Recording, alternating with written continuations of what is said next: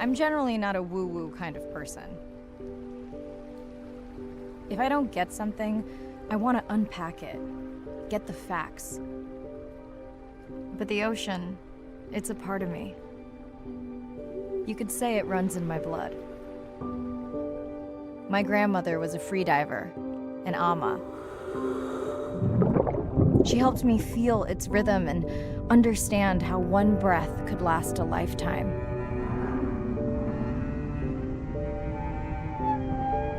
We dove so often, the memories all run together.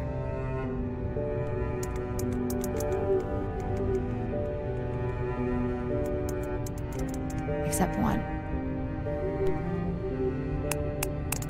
When I wished I could stay down forever.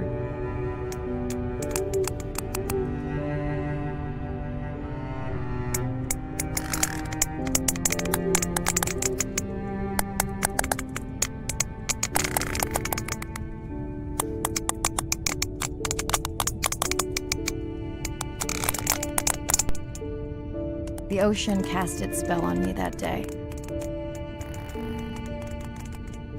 And its mystery still consumes me.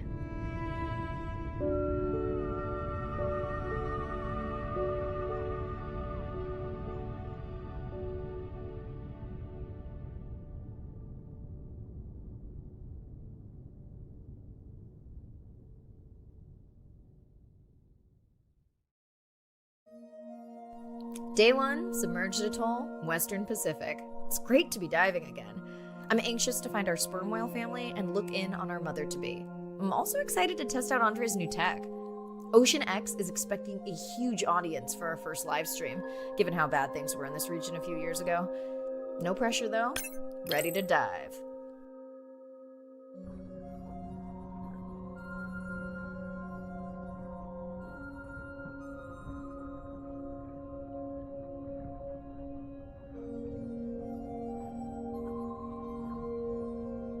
I'm in and okay. Hey, Mirai, how's the new suit? Nice. A bit itchy, but I've had worse. How are you breathing? Breathing easy. This rebreather is amazing. Feels like I'm freediving. A genuine compliment. Should have caught that on the live stream. Give me a few minutes. I want it to be amazing, and I'm still getting used to this AR visor.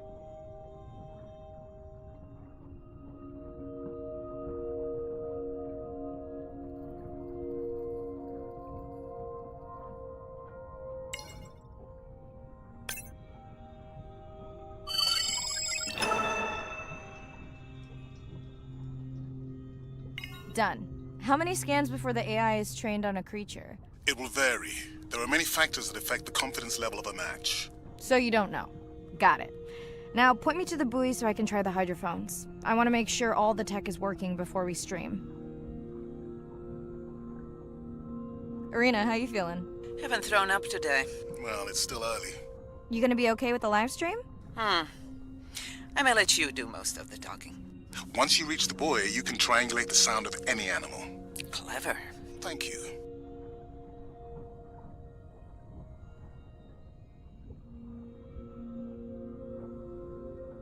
That's close enough. You can use your dive watch to control the buoy from there. Refresh me on the controls. Move the targeting circle around. Each sound will get louder when you are close to locking in on an animal's location.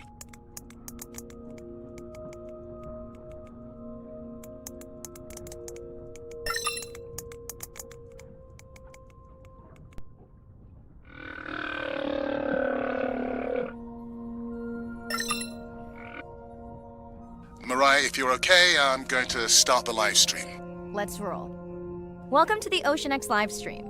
I'm Dr. Mirai Soto, and I'll be your eyes and ears on this expedition.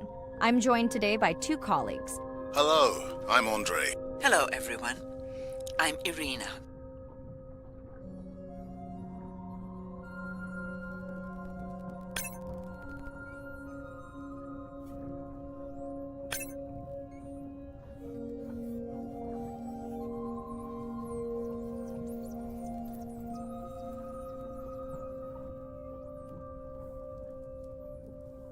That looks to be a sperm whale. I think I saw this bull from the sub.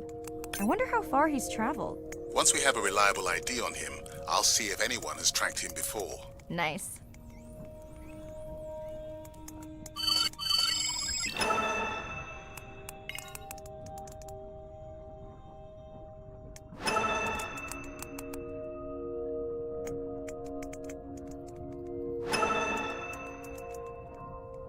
Don't get too jealous, folks, just 'cause I'm swimming with dolphins. My grandmother always warned me that although they're cute, they can also be pranksters. And today, also very noisy. Can your AI parse through all those sounds? Not using this scanner. But I do have a new drone design that should be better at isolating the source of the sounds.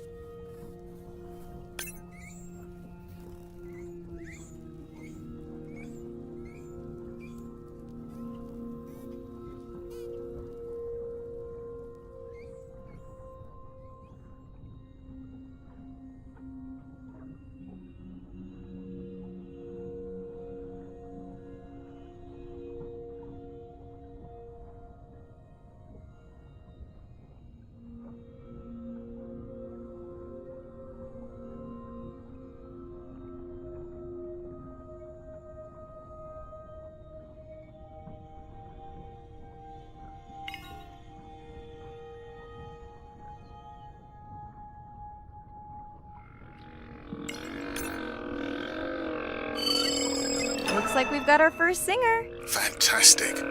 Hopefully on your next dive you can record his song to compare with other humpbacks in the area. Fun fact, in addition to being an engineering whiz, Andre is quite the musician.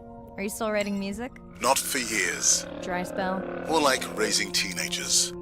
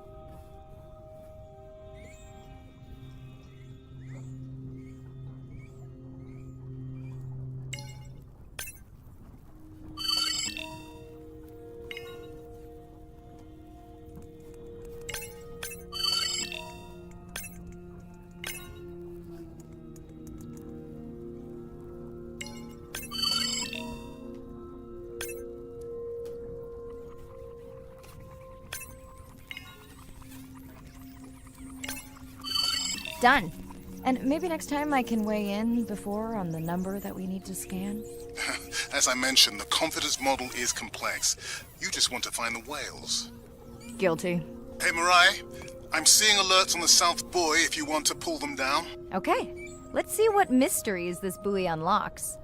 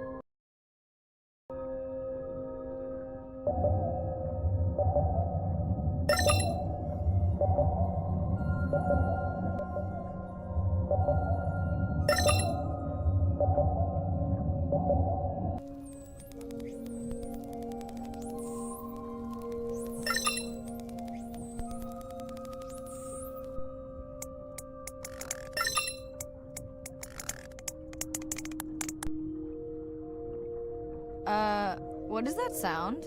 Did I break something? I've deployed acoustic modems to transmit from other sensors. For those of you who have no idea what he's talking about, he means we use sound to transmit data, so we can have Wi-Fi in the ocean. Impressive. What kind of bandwidth do we get? Like 1990s dial-up. Fun alert. Looks like some young dolphins are having a play date.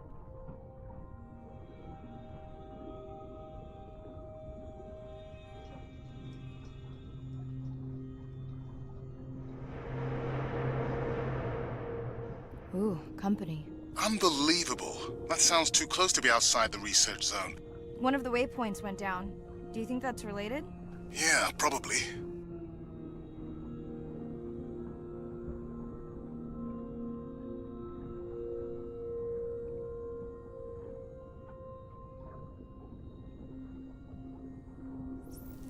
Hey guys, can I take a turn?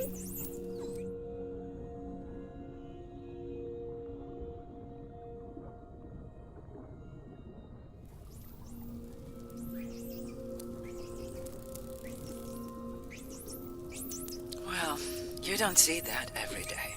At least I don't. Frankly, neither do I.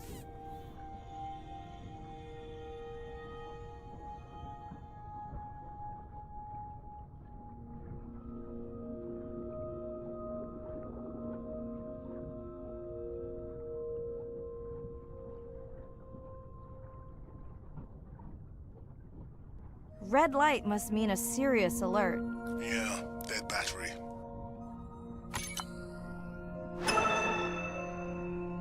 Whoa, octopus. I think it went in that cave. I'd like to go in that cave. Let's be real. There's no way I'm not squeezing through here to follow that octopus. We'll definitely want to practice diver rescue at some point. Well, maybe. Mirai, please be careful.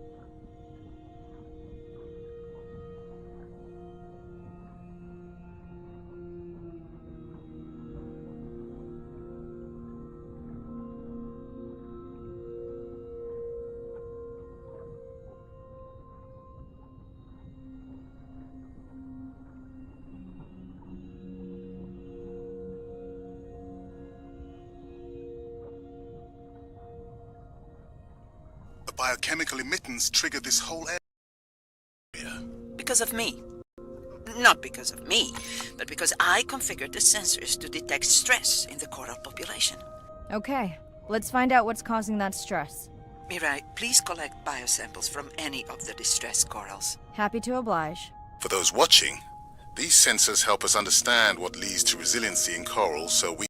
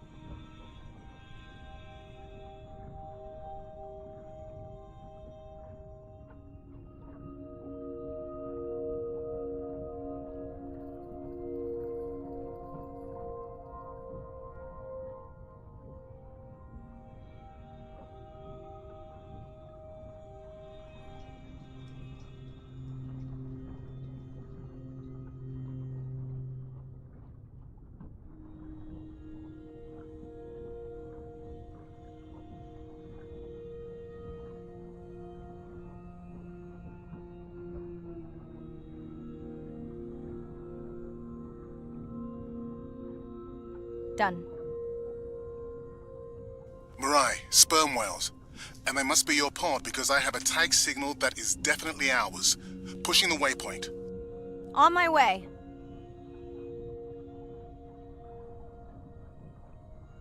I'm hoping to reconnect with the sperm whale family, whom I have been tracking for years. I'm excited to check in on our mother-to-be.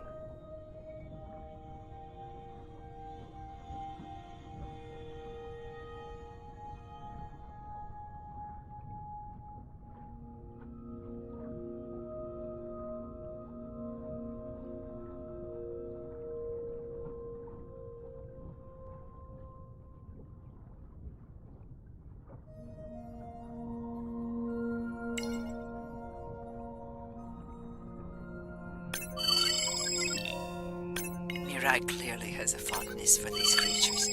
She's fallen silent. Right. Let me finish scanning them all. I still don't see our pregnant mother.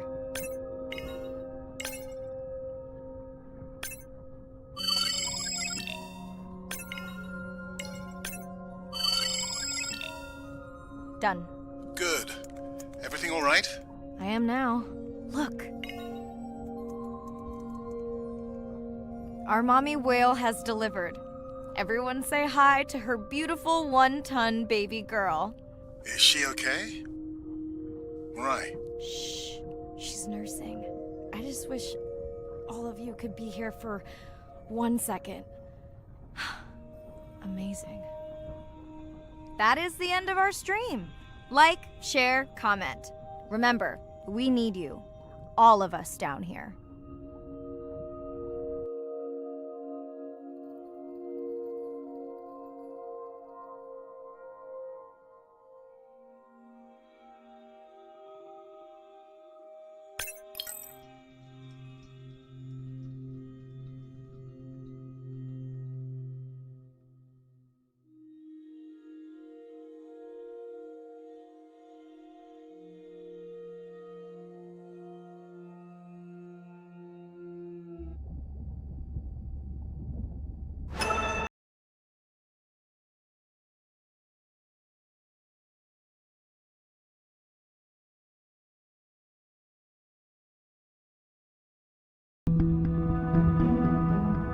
My family used to go to the beach every summer. For me, that was my favorite thing to do all year long, hearing the seagulls, the sound of the ocean pounding on the beach. For me, that was just grounding and relaxing and fascinating all at the same time.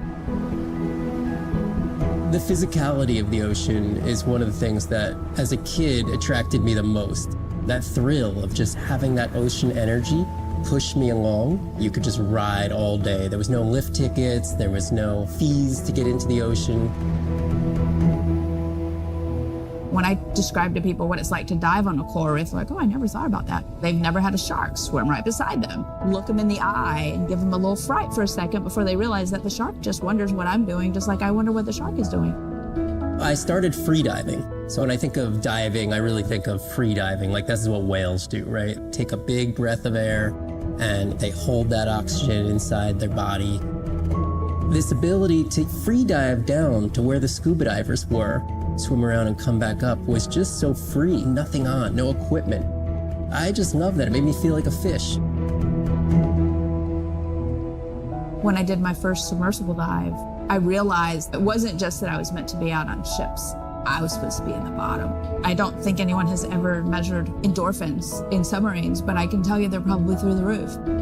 The first time I was in a submarine, I saw that life down there and 50 new questions popped into my brain that wouldn't have come up because it was this immersive experience and I just felt it. When you're in a submarine and you're looking at these magical environment, you're overwhelmed by this sense of wonder. You're humbled by this feeling of there's so much I don't know about the world, and you're stimulated to figure out how this all works together.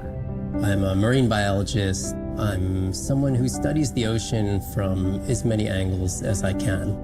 When my kids ask me what I do for a living, I tell them that I'm an explorer. I'm an aquanaut. I dive down to the bottom of the ocean and I see things that people have never seen before. How lucky am I to be able to share this amazing habitat with the rest of the world?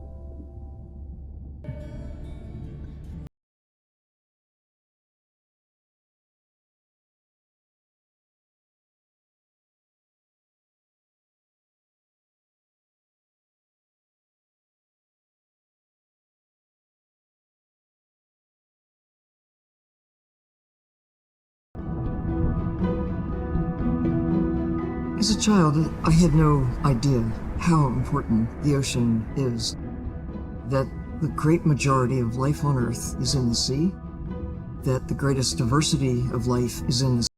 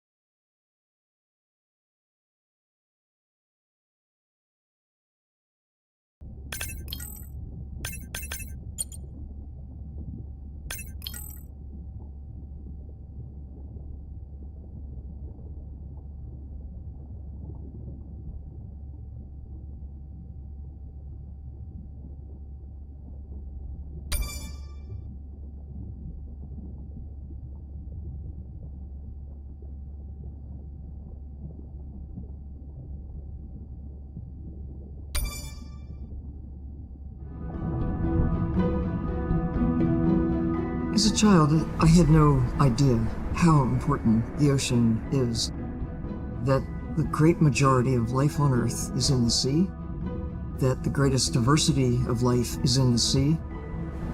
My name is Sylvia Earle. I'm a scientist, an oceanographer, an ocean explorer. I've spent years at sea aboard ships and thousands of hours under the sea. I've seen things others have not. If others could see what I've witnessed, they would know how much the ocean has changed, and they would know why caring for the ocean matters to everyone, everywhere. The ocean is Earth's life support system, generating most of the oxygen in the atmosphere, capturing much of the carbon dioxide produced by human actions. The ocean is the planet's living blue heart. Every creature has a story. Every one, whether you're looking at a little crab, or a starfish, or a shark. If people stayed on the shore and never got underwater, how would we ever know that fish, that they have communities, they have faces? Their importance as fellow citizens, as cultures, as amazing creatures that we can learn from. There's a lot of water we now know elsewhere in the solar system and elsewhere in space. But to have a liquid ocean with frozen polar areas, It's taken 4.5 billion years to shape the world in a way that is favorable to humankind. It's taken us about 4.5 decades to significantly unravel systems. No ocean, no life. No ocean, no us.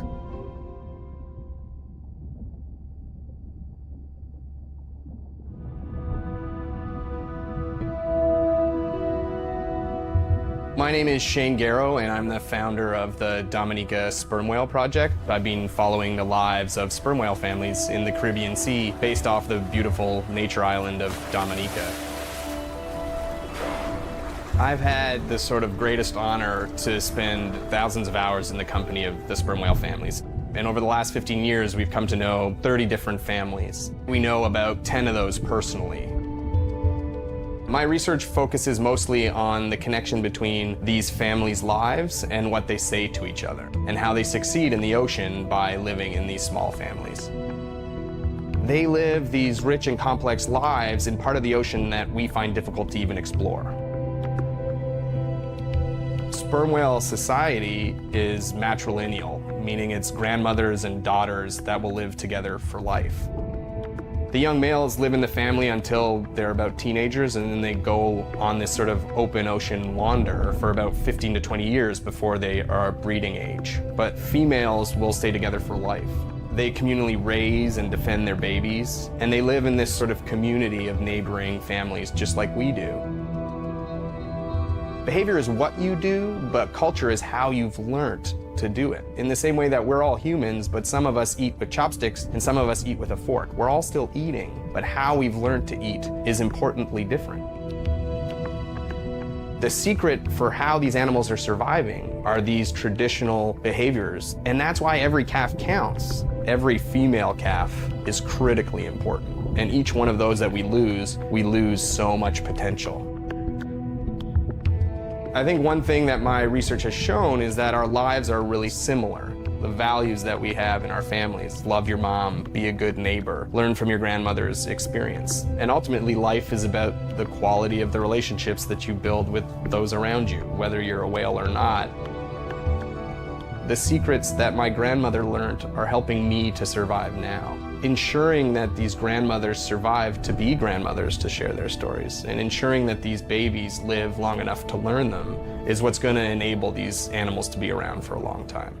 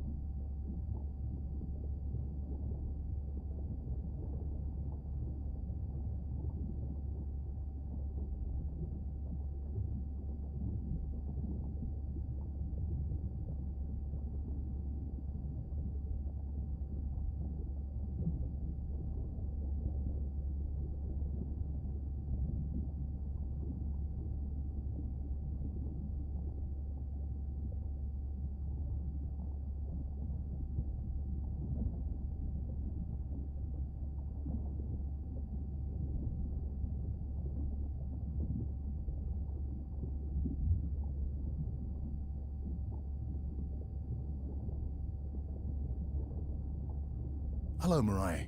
Thanks for checking in. Hey, Andre. Nice dive. How are you feeling? A bit tired, but I can't wait to get back out. Can you believe we found the family on the first dive? And they have a new baby girl. I know. Well done. Feeling settled in the sub. Has everything tested out?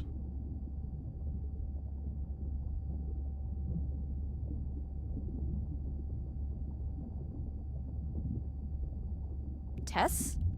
I knew I forgot something.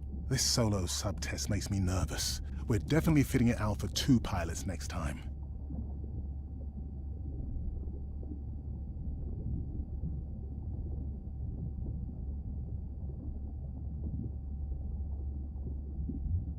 Are you volunteering? Well, not if you're choosing the playlist. Snob.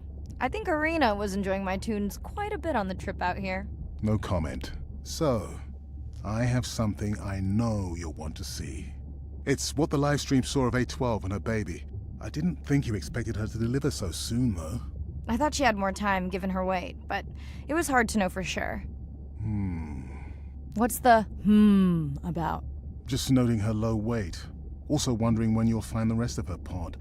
Maybe they were diving. I'll find them.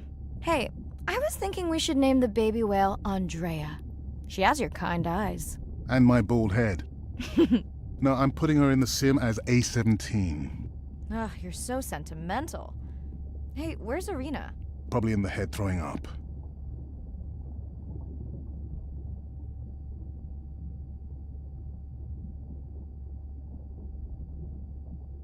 She threw up one time. Why are you being so hard on her? I just don't like the idea of using priceless expedition time to make pharmaceutical companies richer.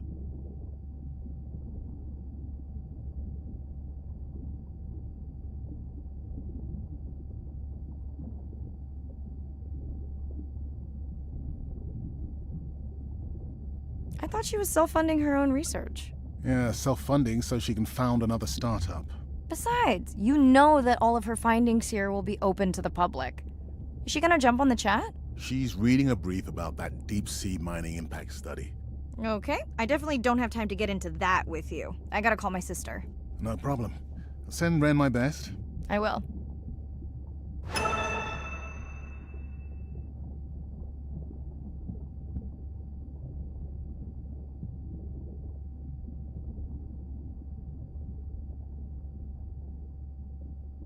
Hey girl, aren't you supposed to be 20,000 leagues under the sea? I am. I'm calling from the sub. That's crazy.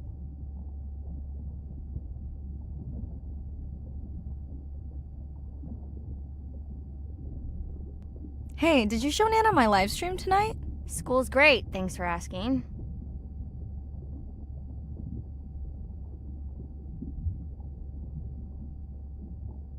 Concert great too? Saw your friend's post. Fish, girls gotta take a break sometime. Hey, check this out. No way. Is that a baby whale? Mm-hmm. And her very, very proud mother. She delivered early. That's some view. You're really living the dream. Thanks. Miss you though. How's Nana? Okay, not a big deal, but I am taking Nana to get tested for a clinical trial. Some new dementia drug.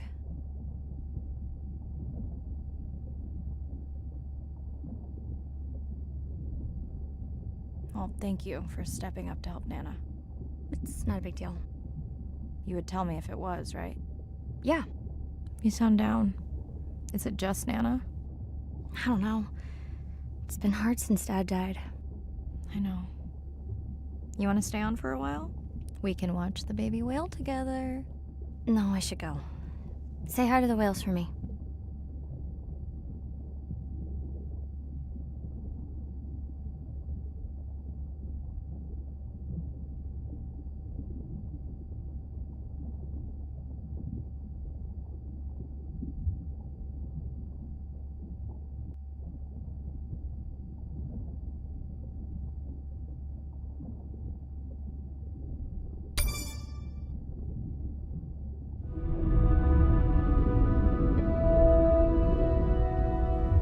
It's a big ocean.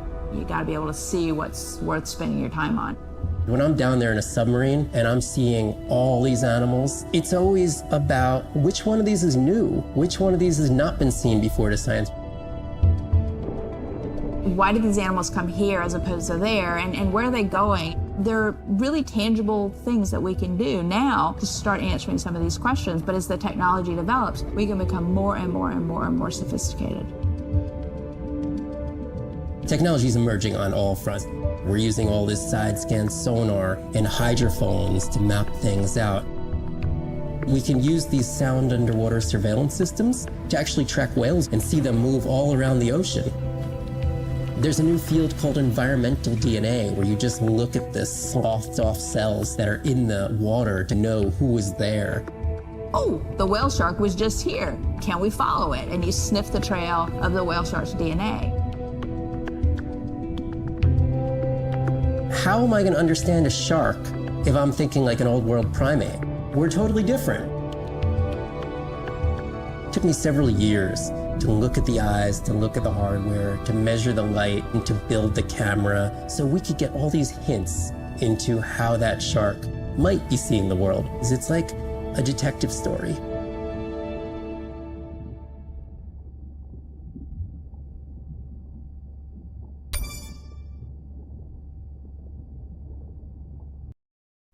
Day 2, back to the atoll at sunset. The hydrophone feeds are alive with the sounds of whales. Gonna find me some singers.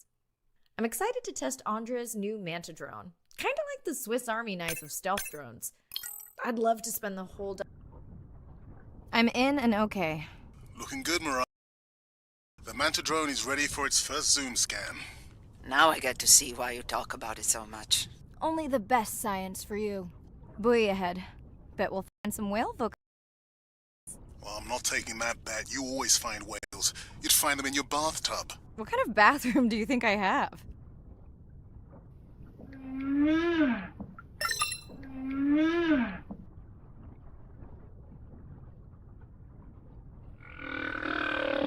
This is a lot of whales.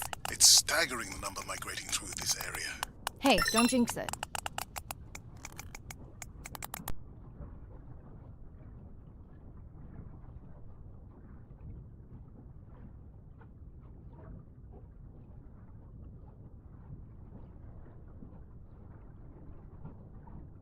It's our sperm whale family again.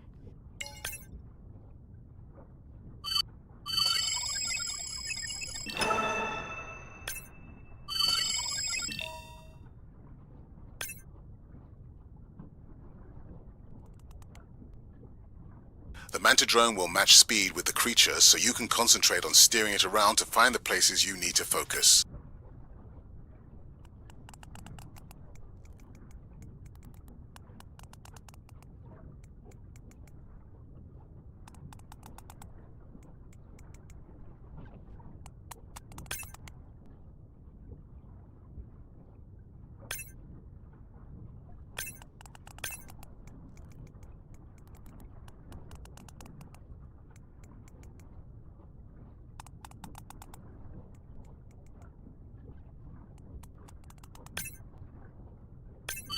All right, baby. We won't forget you now. Andre, can the zoom scan tell how old the baby is? Not with any certainty. Why? Just wondering if she's old enough to hunt by herself.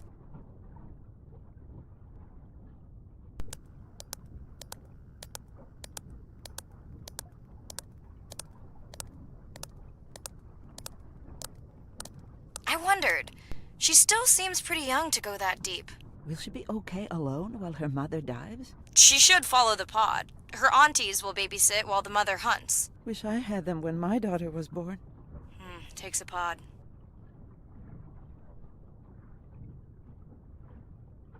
Mirai, why is the baby girl so important to your study?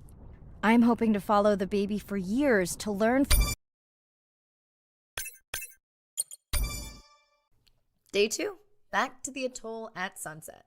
The hydrophone feeds are alive with the sounds of whales. Gonna find me some singers. I'm excited to test Andrea's new manta drone. Kinda like the Swiss Army knife of stealth drones. I'd love to spend the whole dive hanging out with baby Andrea, but miles to swim before I sleep. Ready to dive.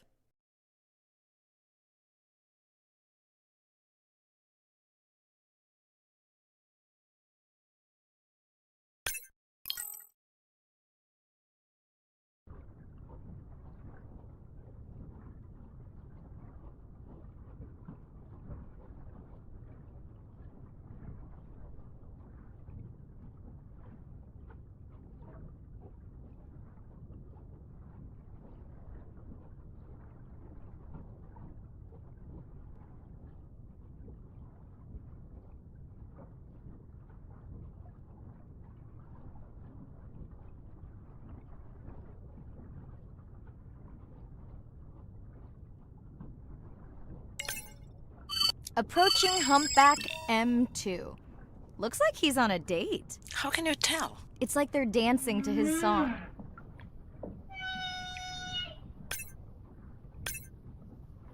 What do you think, Andre? Do you think he can make it as a solo artist?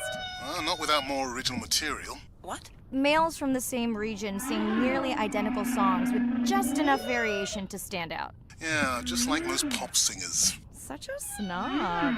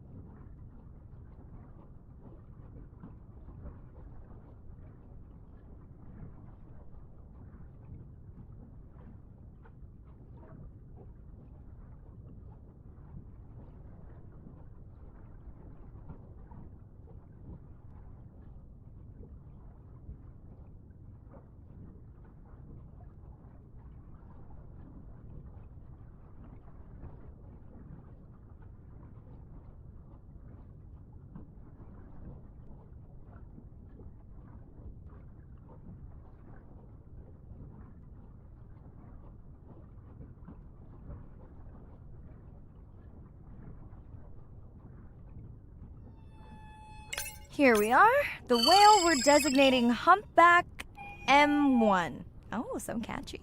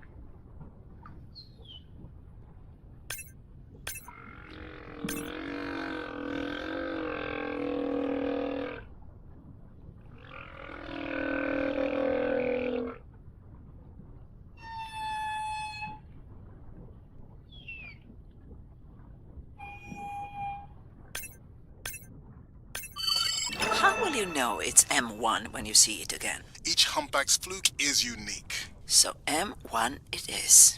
Andre's software is helping me understand the structure of their songs so we can try singing back. More like playing back. I'll synthesize a song that mirrors one from another region to see how these whales react. Because Andre doesn't like my singing. It's more the songs you sing, actually.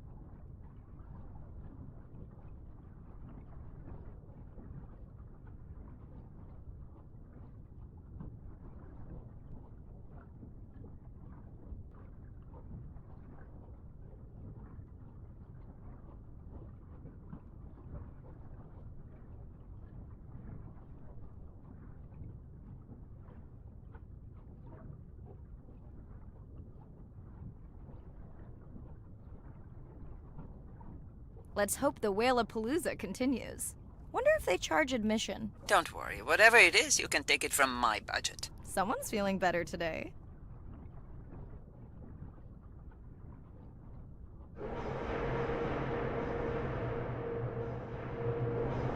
Well, I guess it worked. I've got some nasty noise. Same damn sound we heard yesterday. Well, I'll check it out between the whales.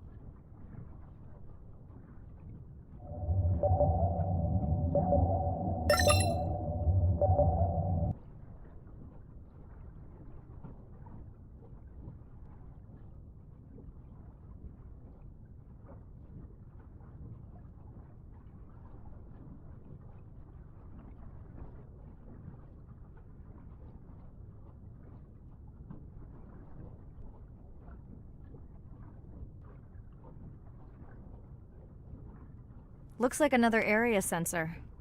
Okay, Mirai. Can you use the micro-tanks to mark the starfish for collection? Are you testing your collector drone? It's not a test. Irina needs us to collect a few for study. They are incredibly resilient. They can regenerate themselves from just a subset of their body. They're also invasive. Must have hitched a ride in the ballast of a ship. Irina, how many of these do you need? I'm missing the whales. Just a few.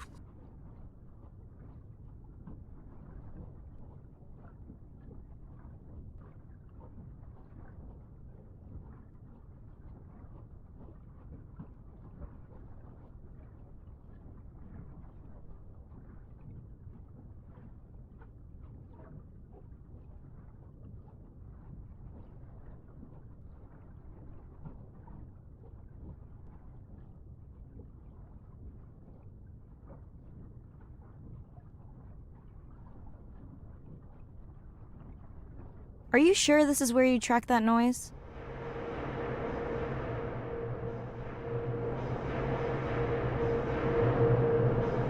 I don't know, Andre. That sound is loud, but it seems pretty deep. Can't see how it could be coming from a ship. Yeah, I agree. It also keeps starting and stopping. I'll figure out another way to investigate it.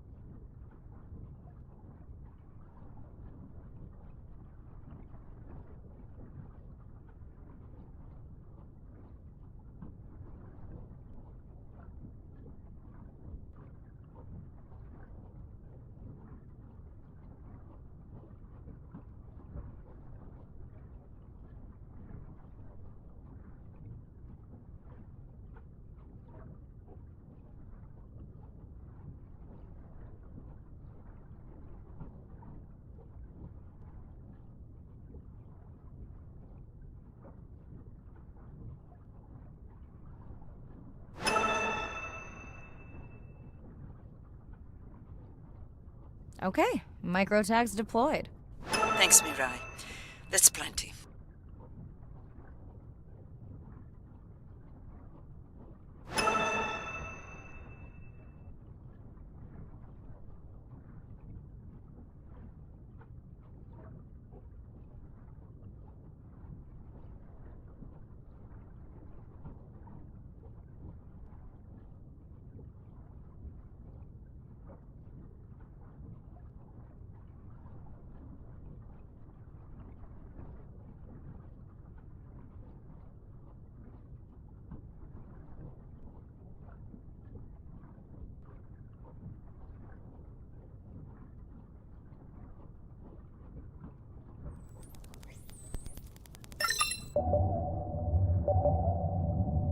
Andre, what was that other nasty noise? It was definitely digital. Low power alarm. You need to pick up a sensor for servicing. It never occurred to you that a nice ringtone would be far less annoying?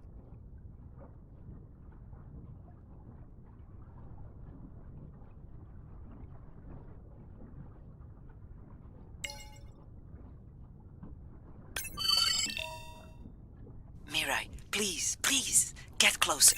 You weren't this excited about the dolphins before. They're rubbing against the coral. Kind of a wellness visit. I have colleagues that are studying the antimicrobial properties of these coral.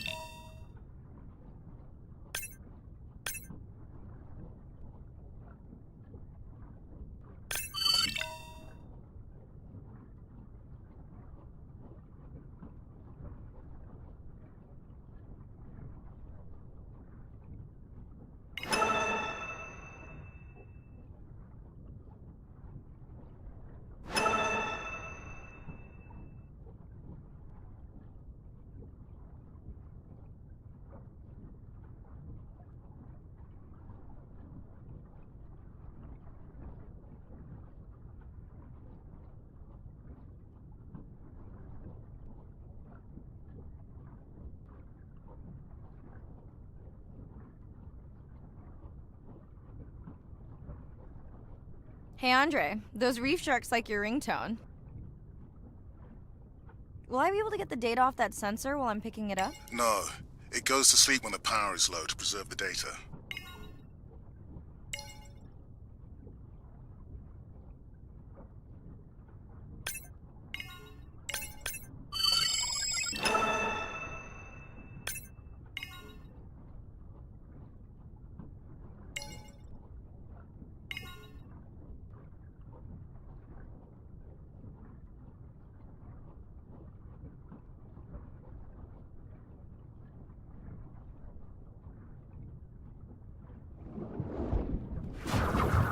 Whoa! Did you see that? Shame that wasn't on the live stream. Have you seen one do that before? Never! I'm picking up a tag from the sperm whale pod, pushing the waypoint now. On my way.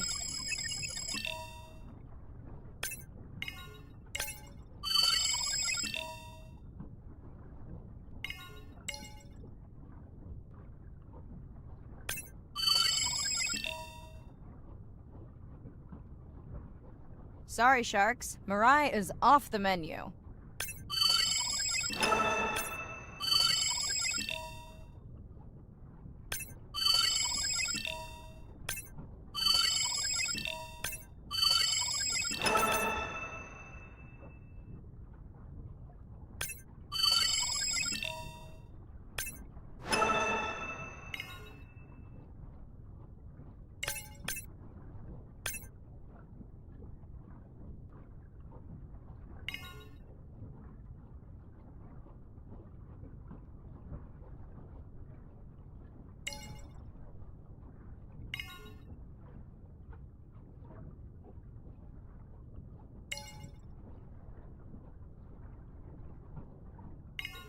The baby's back with the rest of the pod. What's it doing? Nuzzling.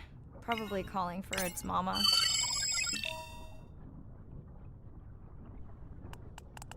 Are you calling for your mother?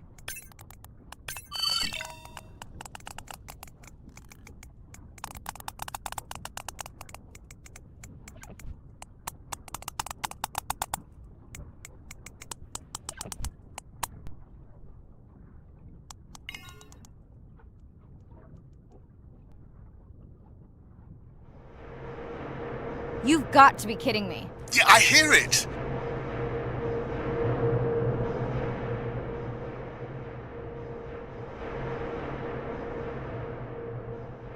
There they go. That was our shot.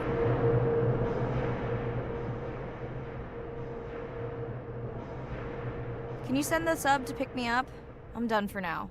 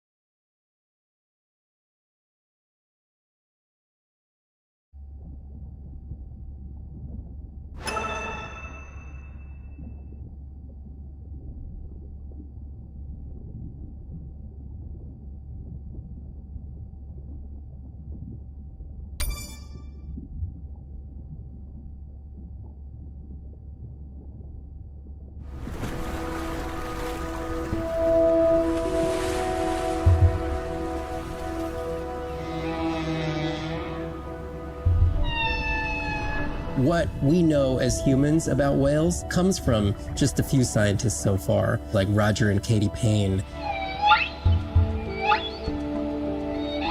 They had background in music, and by kind of mapping out the songs, noticing that if they would look at this almost like a song sheet, every 15 minutes or so, there would be a repeat.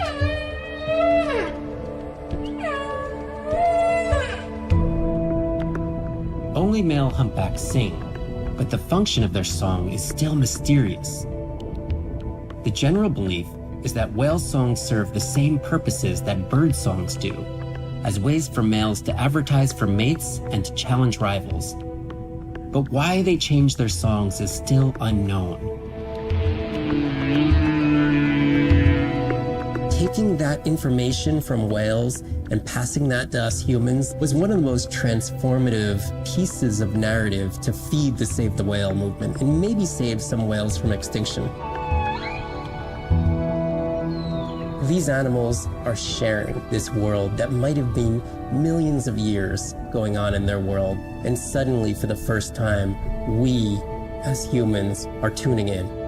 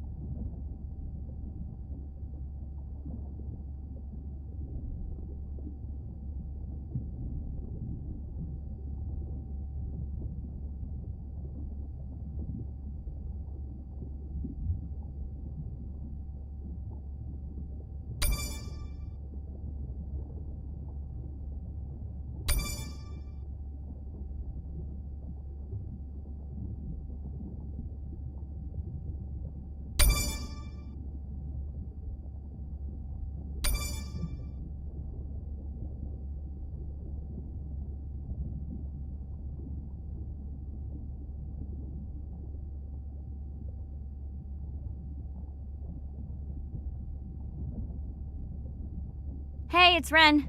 Leave a message at the beep. Is there actually a beep? Hey, Ren, why's your phone off? You said this was a good time to call. Ignore that. Someone was messing with my whales today. I was just hoping I could vent to you a little.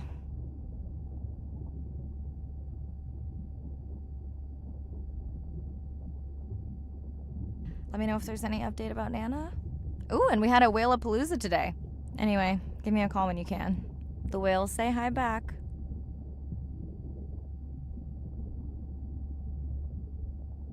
Hey, Mirai.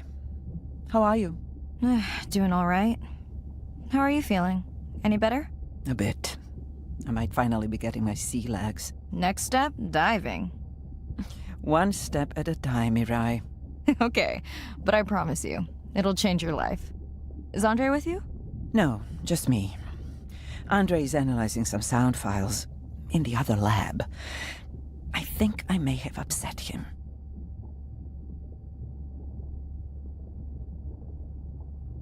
You upset him? Or that noise upset him? Because it certainly upset me. He was overreacting, and I pointed it out. I was not overreacting. Andre, I didn't realize you were on. What did you find? This is video and audio from your last dive. And this is an analysis of the sound that spooked the family.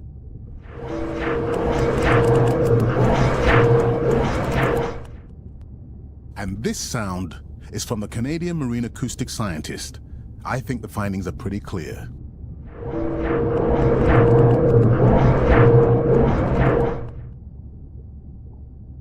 The signatures sound the same to me. He gave me the same test. Andre, who is messing with my whales? Deep sea miners. Here? In the research zone? It's off limits to commercial activity. And when has that ever mattered before? We don't know that they are in the research zone. They may be just outside it. We knew they were doing an impact study nearby. What are they after? That might give us a clue. They're looking for rare minerals to make solar panels. Could the sound cause trauma to the whales? The acoustic specialist said it might push them to quieter hunting grounds, but was unlikely to cause acoustic trauma. So what's the move? We should use our mapping drone to investigate their activity.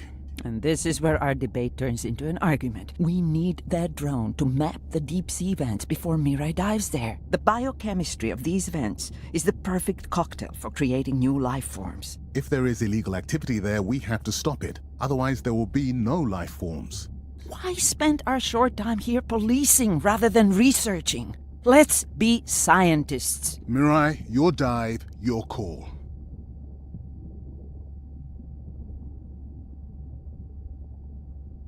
I'll dive in the vents without a map. Nobody messes with my whales.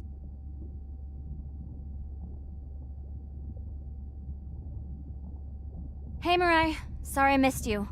Misplaced my phone. Whale-a-palooza? Is that a real thing? Tell whomever annoyed you I'm coming for them.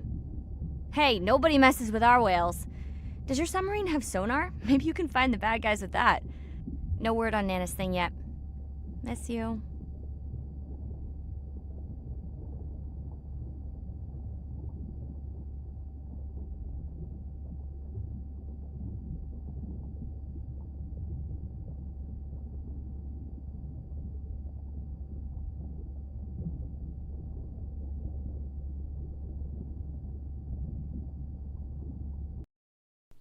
Day 5. Open ocean, east of the atoll.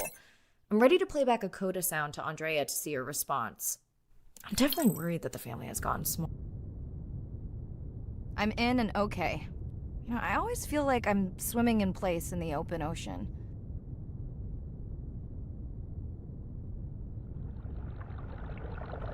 Think the Explorer drones will flag me as biodiverse? You're not what they're looking for. That's what everyone says.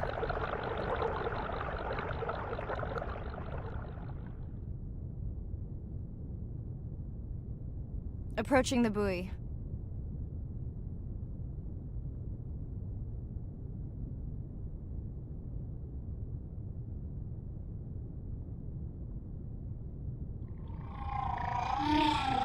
That song sounds familiar.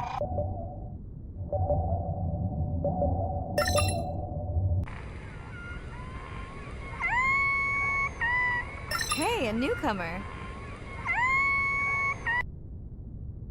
Now to get there before the noise from Andre's miner friends scares them all away. You want to raise my blood pressure?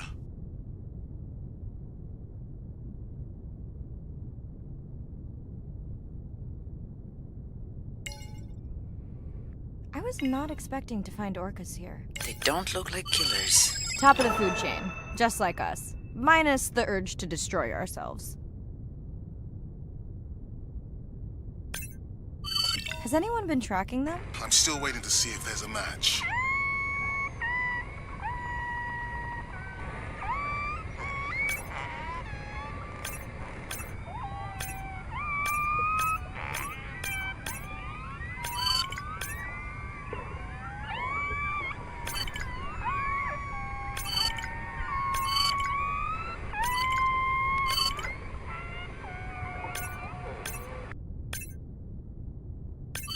Hello to you too.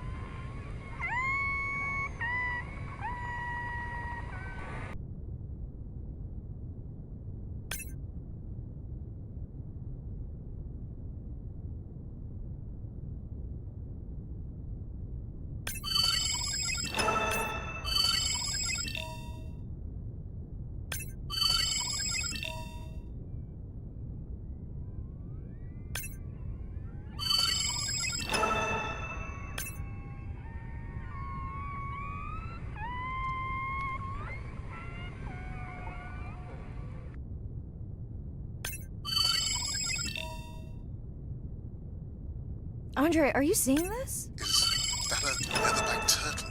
I didn't think there were any left here. What happened? Egg poaching, and the nesting beaches got too warm. Biosample acquired. Do you think your turtles are making a comeback? Well, I wish I could be optimistic. It's just as likely our turtle is taking the long route home to somewhere else.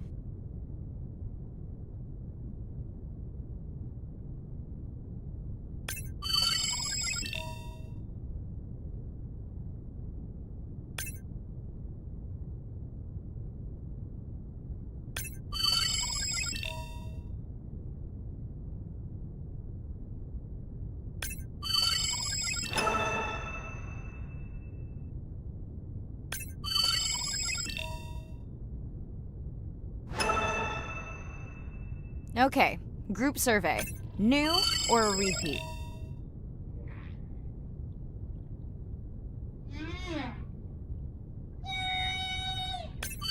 So glad to hear you. Those noisy neighbors silenced enough of your friends.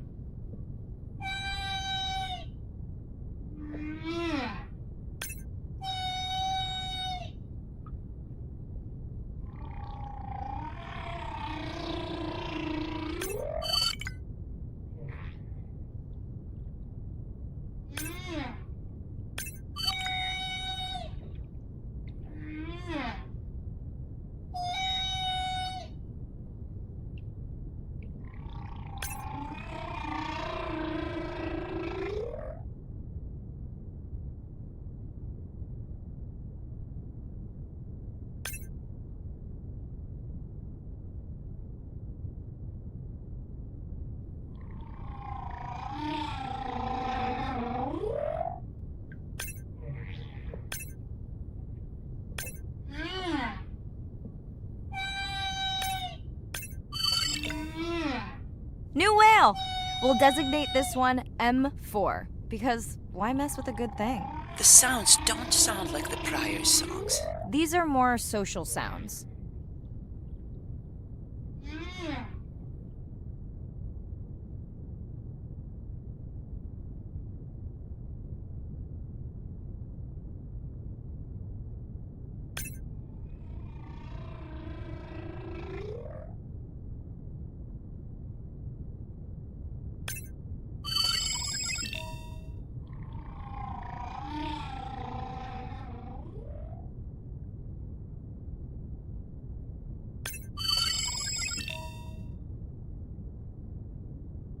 Feels like my birthday, and that buoy is my present. Hope it's better than my last birthday. Dare I ask? My sister got me jeans that were mine for about a week before they wandered off, never to be seen again. A mystery, I tell you. Did you not charge any of these batteries before you put the sensor in? It's not a battery alarm, it's the drone.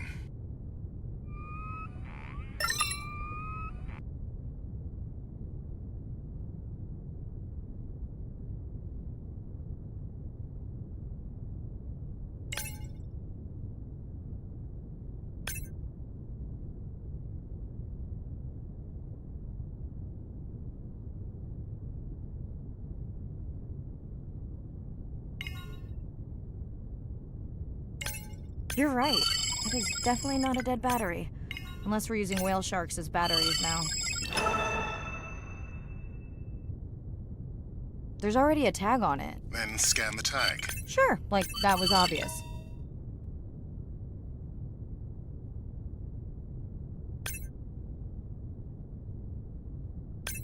I'm leaving another tag. Much better than a dead battery.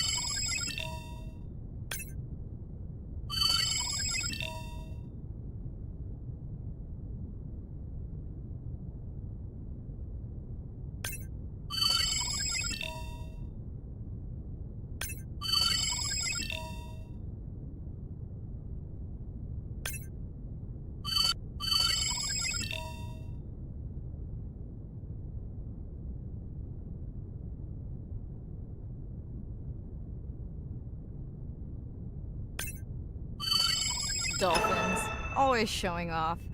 Hey, Andre, can you make your manta drone do synchronized swimming? Guess we'll see.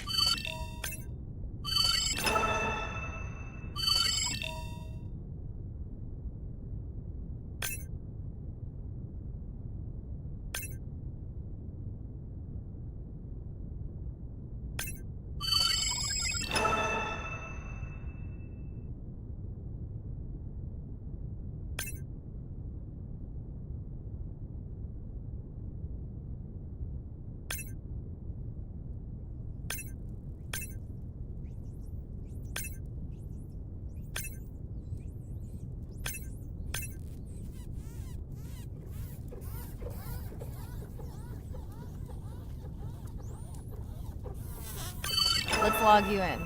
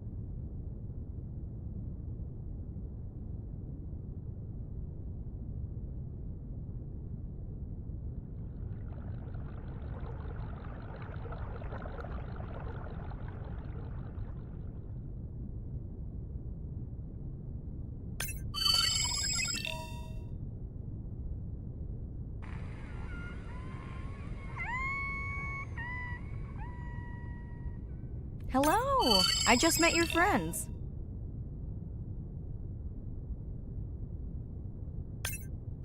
We sure no one's tracking them? Nothing has turned up.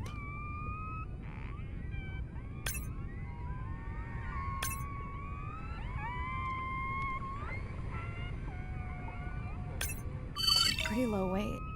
Irina, do you think this one could be sick? I'm honored you believe I could tell from this distance that my knowledge of disease extends to all species. Fair enough.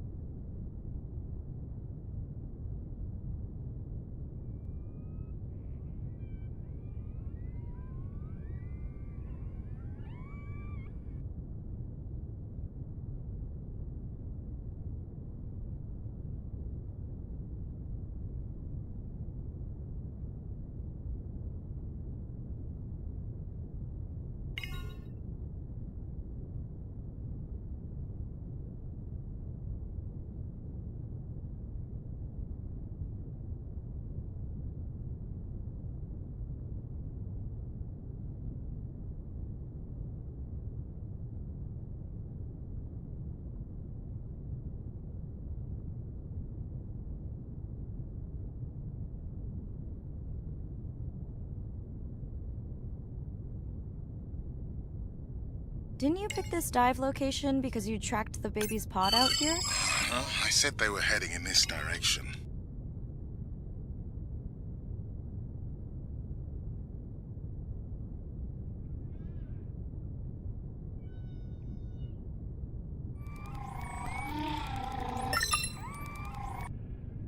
Andre, the buoy is glitching.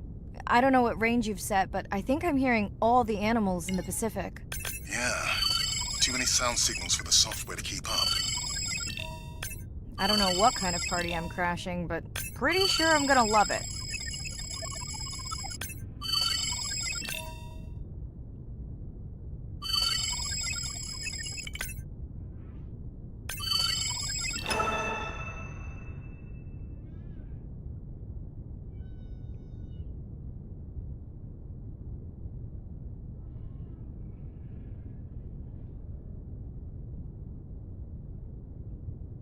What is happening?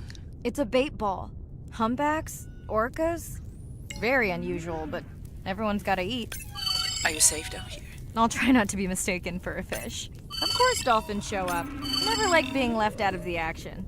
They want leftovers. Good luck to them. They're up against bigger stomachs.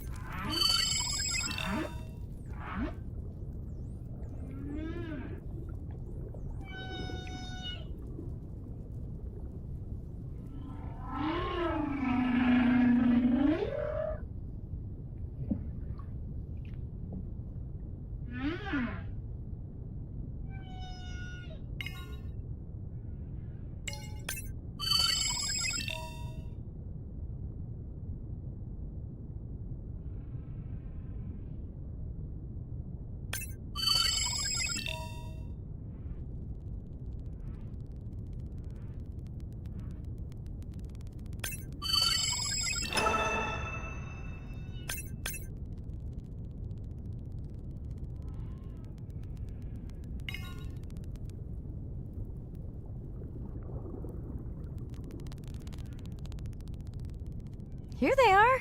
You were right, Andre. I guess I didn't just swim across the Pacific for nothing.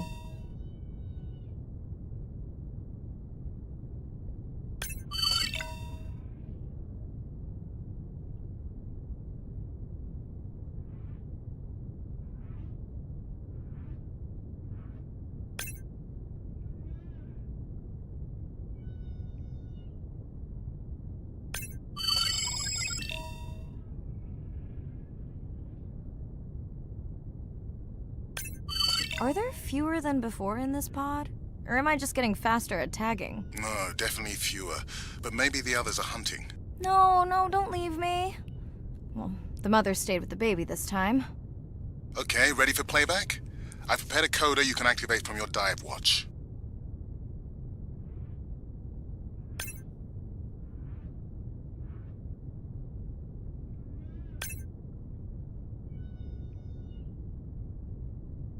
Okay, first attempt to speak whale. Hopefully I won't offend her.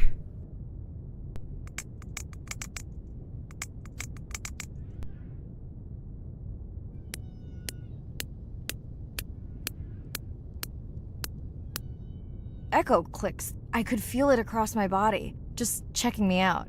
First contact. She zoom scanned you. You have no idea what that felt like.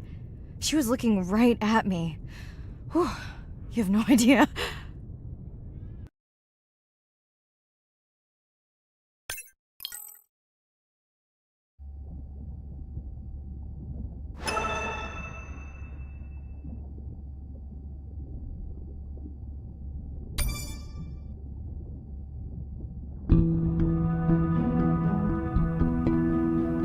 If people stayed on the shore and never got underwater, how would we ever know that fish like one another? When you see fish interact with other creatures, like the octopus and the grouper, who go fishing together, they communicate in ways that we don't know what they're saying, but they know what they're saying. They've been on the earth for hundreds of millions of years. They've had a long time to figure out these close relationships. Sharks actually might prey on dolphins in a natural setting, but when they are presented with a bait ball, then they work together for this common goal to feed on the fish. We had very large bait balls spread over probably half the size of a football field. We had mobula, we had dolphins, the bait was shifting everywhere, animals were coming in, moving out, just moving so quickly. So we have some orcas around the bowl and also under. So everybody works together as a team, herding the fish. Males, female, everybody is doing this, and they will eventually share the stunned fish afterwards, which is pretty amazing to see. There is no competition, so everybody's working together and everybody is sharing the prey afterwards.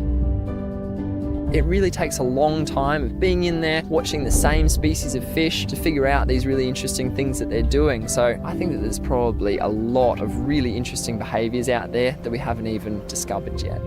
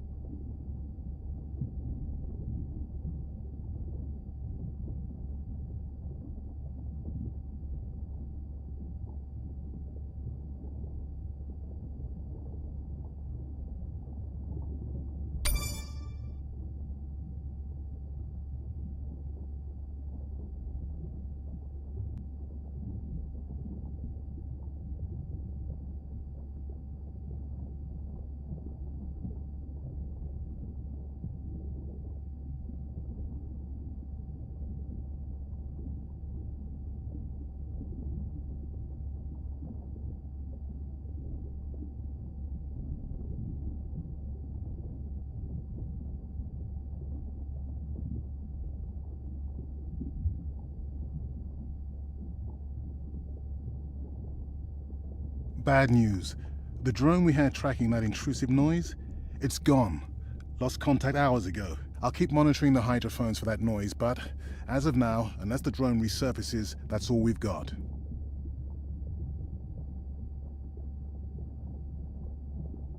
Hey, Mirai.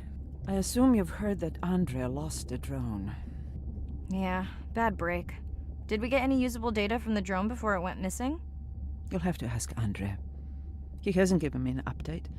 I think he's upset that I suggested we'd still have the drone if we used it for its original purpose. It's crazy that we only have one mapping drone. If this were a space mission, we would probably have 100. You sound a little frustrated. Is that with Andre or the drone situation? Both.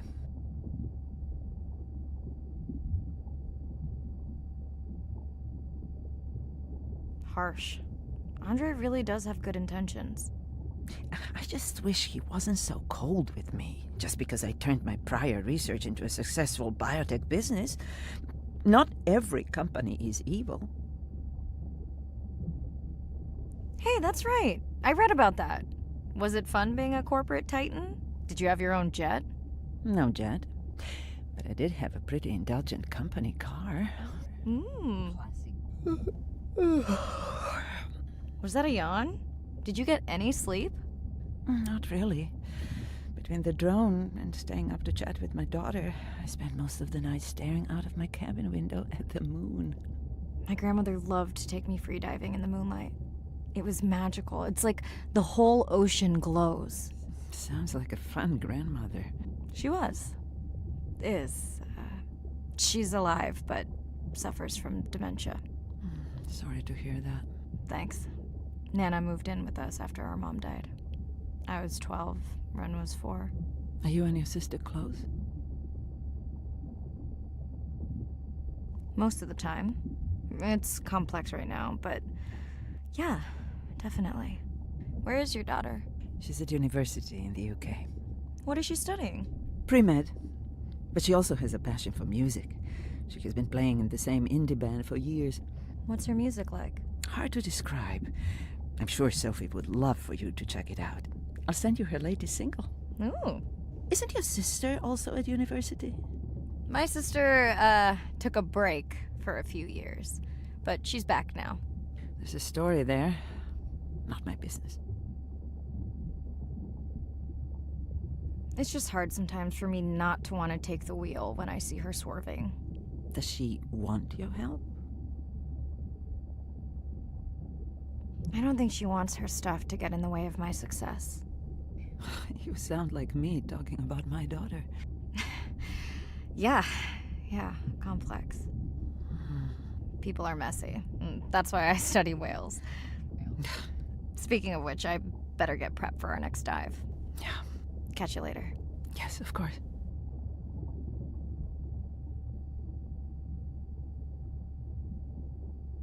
Hi, Mirai. It must be late there. That's okay. I'm on dive time. I showed Nana the highlights from your live stream. Did she recognize my voice? No. Maybe. She seemed to enjoy it, though. Did you want to talk about next semester? When you get back. It's complex. You know, I can look at coming back earlier. That's crazy talk. Go speak to your whales. Gonna try. Catch you later.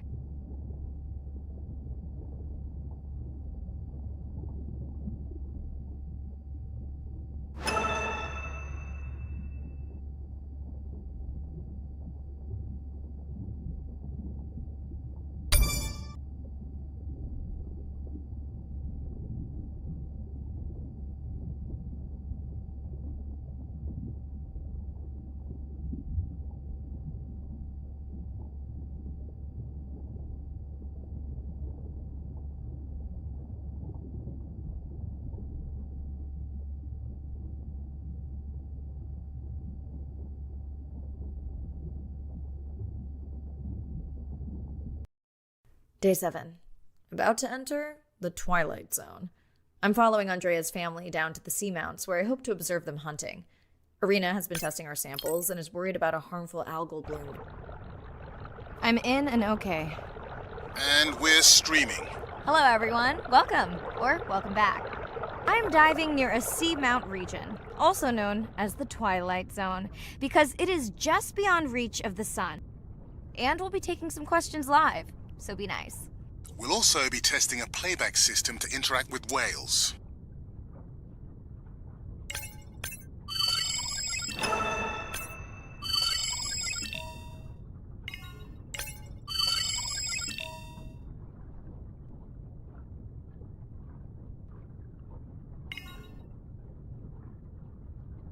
Want to hear something cool? So do I. I'm hoping that buoy can send a little message to our humpback friends. That's right. Andre is going to serenade some humpbacks. Well, not me, but using a song I generated from other recordings.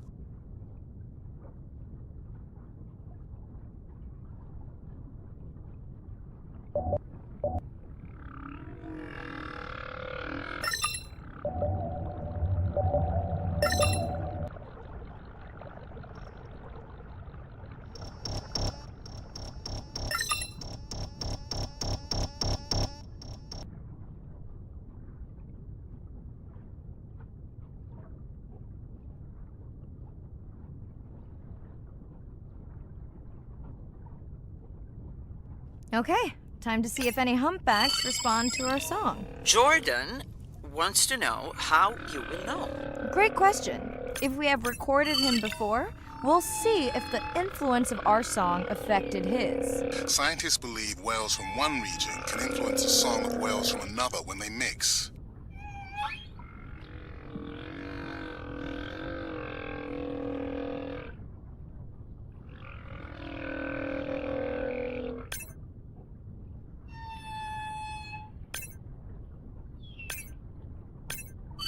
Hey Andre, we've recorded a song from this one before, right? We have. How quickly can you compare his two songs? Well, I need to wait for his song to complete at least one full cycle. And how long is that? 20 minutes, maybe more. Wow, that's a long, slow ballad.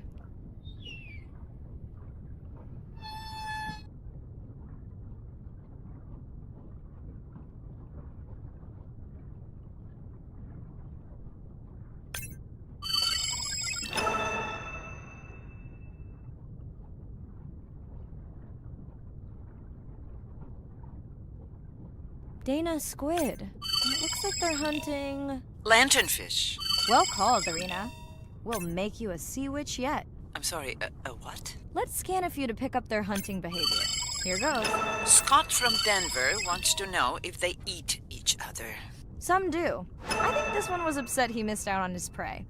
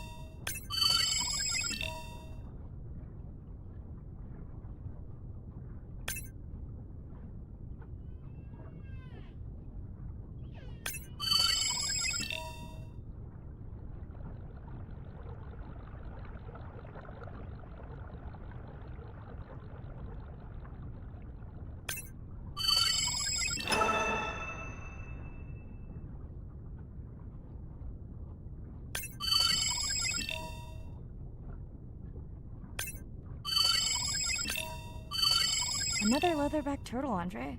And feasting on some moon jellies. That is odd. Is that the same one we saw before? It looks bigger, but let me zoom scan it to be sure.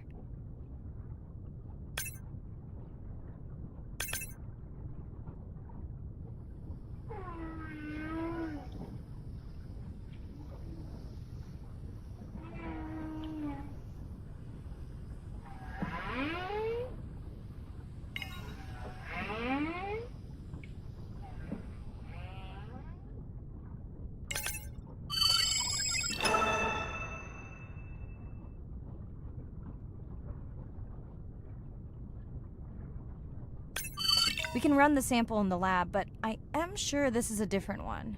Do they typically travel together? Wouldn't it be surprising to find two this far off course? Yes, it would be. And yet, here they are.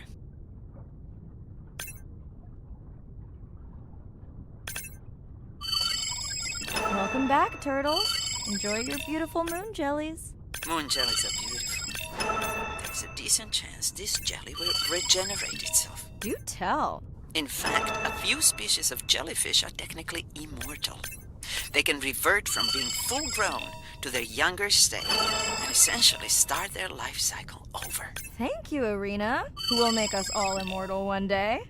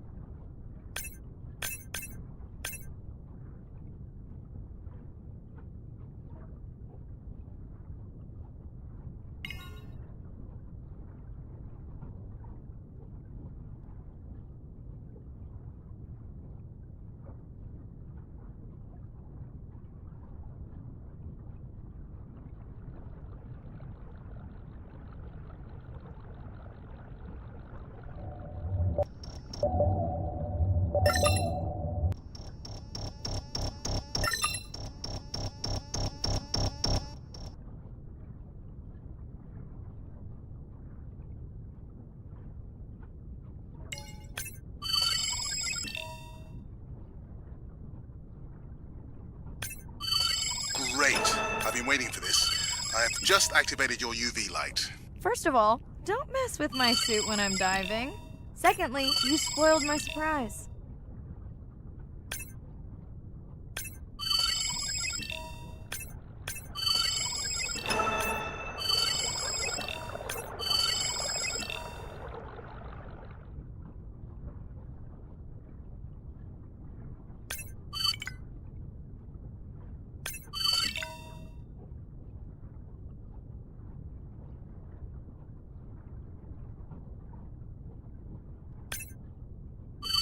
Swell sharks have developed biofluorescence to communicate with each other.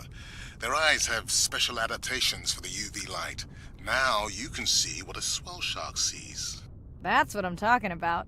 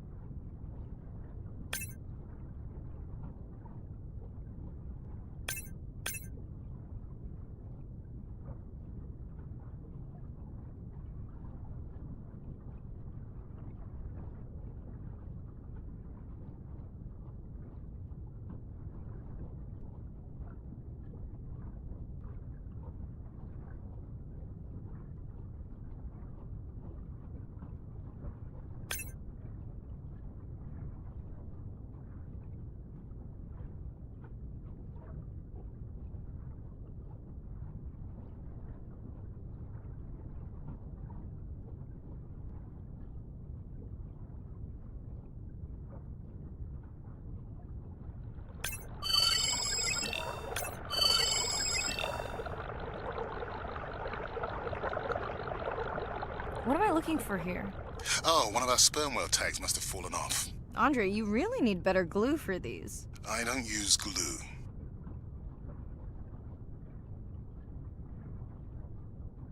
I've tracked down the tag. It's in a cave. I wonder how it got in here.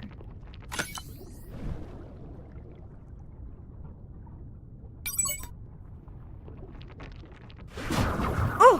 What the? Mirai! An octopus! Are you okay? Other than getting inked in front of a live global audience? You know, you might want to get that off you. It will probably attract predators. Oh, wonderful.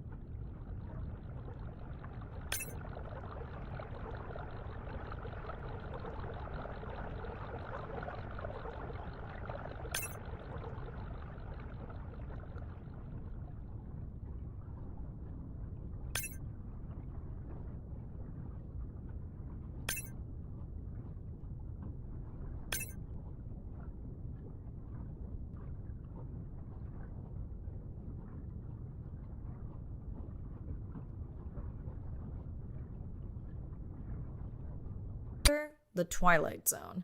I'm following Andrea's family down to the seamounts where I hope to observe them hunting. Arena has been testing our samples and is worried about a harmful algal bloom being somewhere nearby, so I am to keep an eye out for that. Check. I'm also keeping an eye out for more turtles. I know they're out there, ready to dive.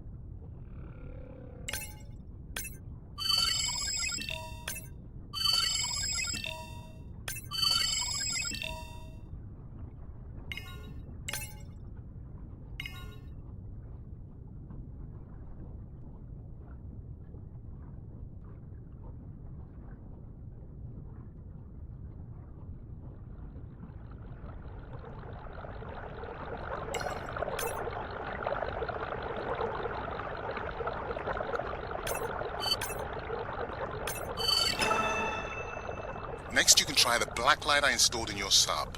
You did not. You did install it in your dorm room back in the day. Your wife showed me pictures. Well, uni was a good time.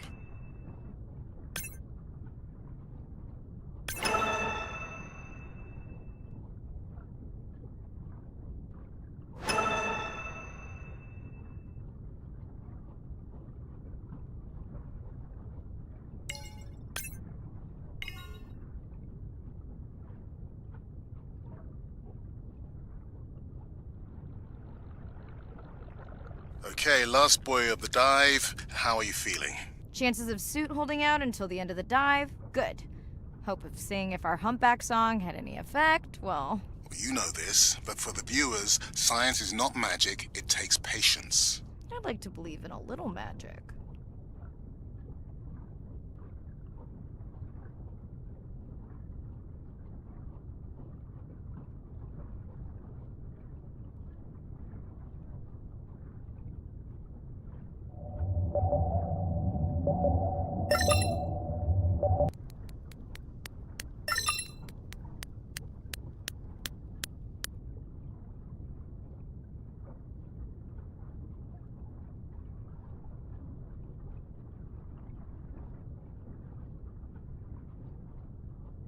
Sperm whale. I think it's... Yes, it's hunting!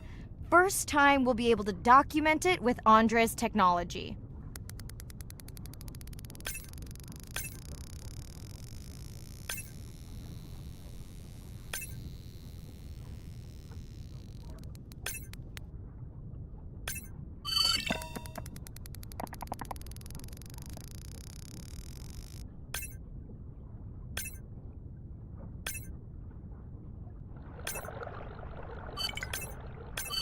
Come on, come on. And then the buzz. I got it! Raj from Mumbai wants to know, what's the buzz? I think he was making a joke. Got it. But what is the buzz? How is it used? We're not entirely sure, but definitely associated with being close to prey. This is just the warm-up. The real fun will come in the deep.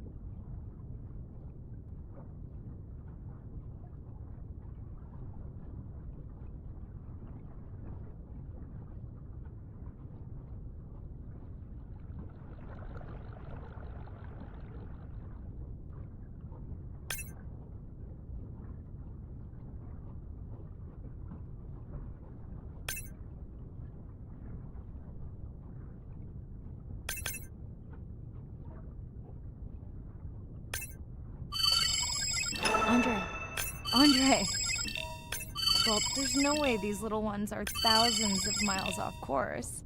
Right, Andre? Give him a minute. Right. Let's scan a few of these to get their gender. There's a tiny tag here. Andre?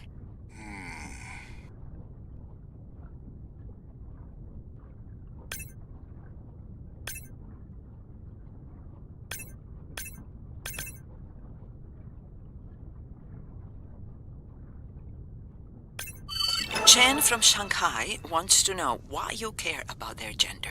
Well, their sex is determined by the temperature of their nests. Warming beaches wiped out the turtles in this region. Believe in a little magic now, Andre? I may just start, but let me check on that tag first.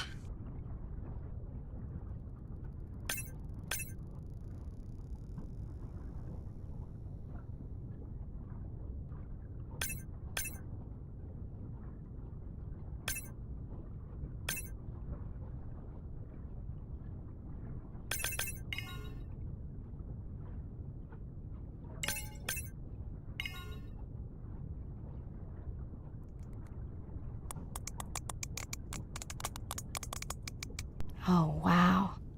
Glad we didn't miss this. Beautiful. Yeah, they must have been hunting down past the rift. I think we found our spot for our first deep dive. Mirai, check out that one closest to you.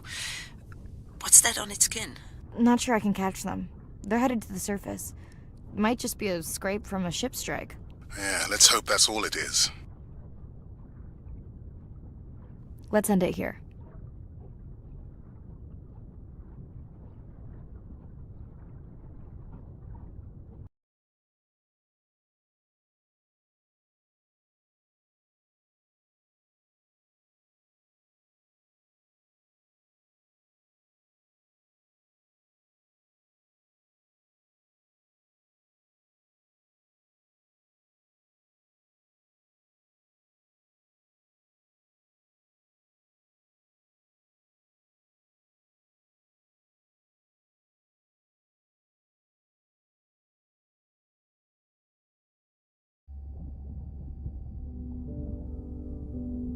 I know it seems like Andre worries about everything.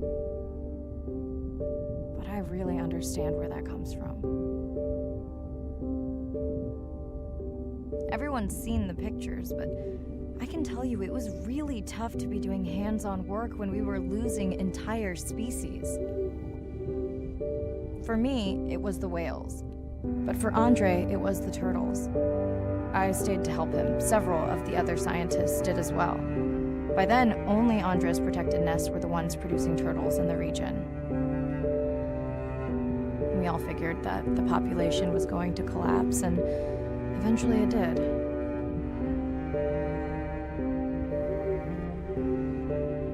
But seeing this large man spend day after day carrying tiny turtles from the nest to the water,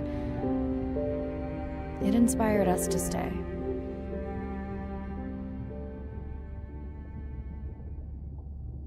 Coming back now, it feels like another world. Andre is not an angry man, Irina. He's just a man who gets angry when he sees people say it's too hard, or that they don't care at all. Yeah.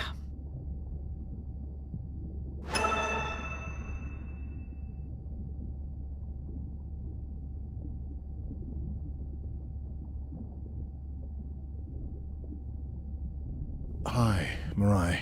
Sorry to miss the post-dive brief. I've been listening to our humpback recordings for hours and got myself in a kind of funk. Actually, I started listening to the humpbacks and then switched to Miles Davis. Anyway, I don't see any clear sign that our playback influenced any of the other whales yet, but I just know we're on the right track. I'm sorry to be in such a mood. Don't know what to make of those turtles or what's going on with our sperm whale family. Right. Catch you in a bit.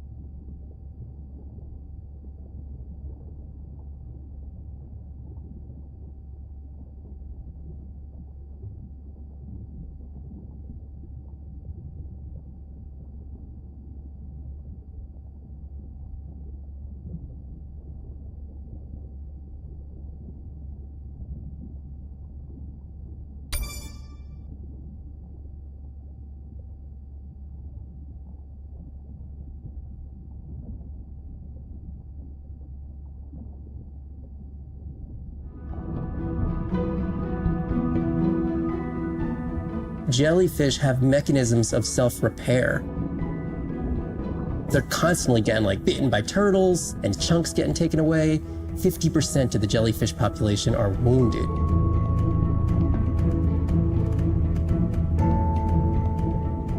So they've gone through 500 million years living, persisting in the ocean in simplicity, and they've come up with some remarkable ways of living.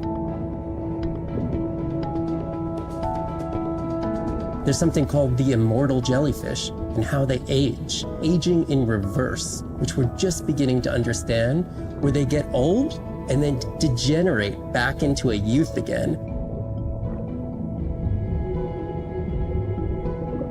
In understanding the gene pathways and how this happens, this could look at, humans. We don't have this capacity to age in reverse. It's like Benjamin Button, and it's here. And it just takes the kind of focus and dedication to look at that jellyfish and to grow that jellyfish and to figure out how to use the best available scientific tools to get at this question. It's just about kind of looking super deeply and letting the secrets unfold.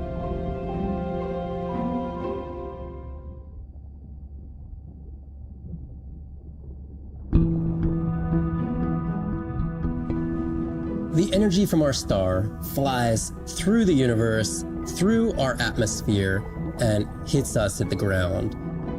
But now, when we go underwater, the ocean properties of water are like pure blue filter. So it's going to filter out all these other wavelengths except blue. As you go down further, it's primarily blue, blue, blue till 700 meters. And at that level, there's still faint photons of sunlight in the blue range, and we call this the twilight zone. And there, animals are still perceiving a tiny little bit of our sun's energy. Below this, it's gone. 24/7 darkness.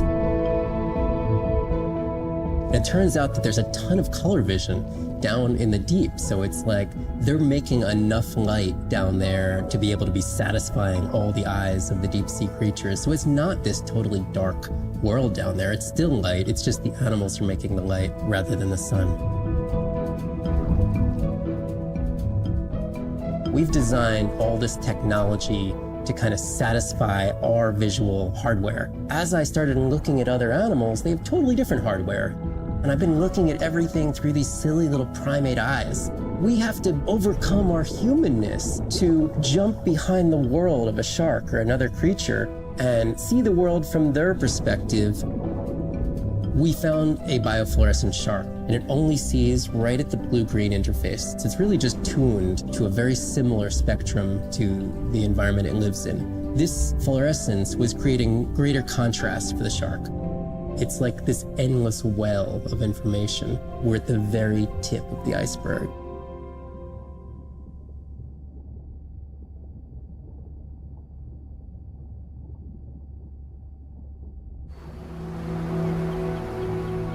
These animals travel thousands of kilometers, navigating open oceans that have no physical landmarks. They have that innate ability to find their way.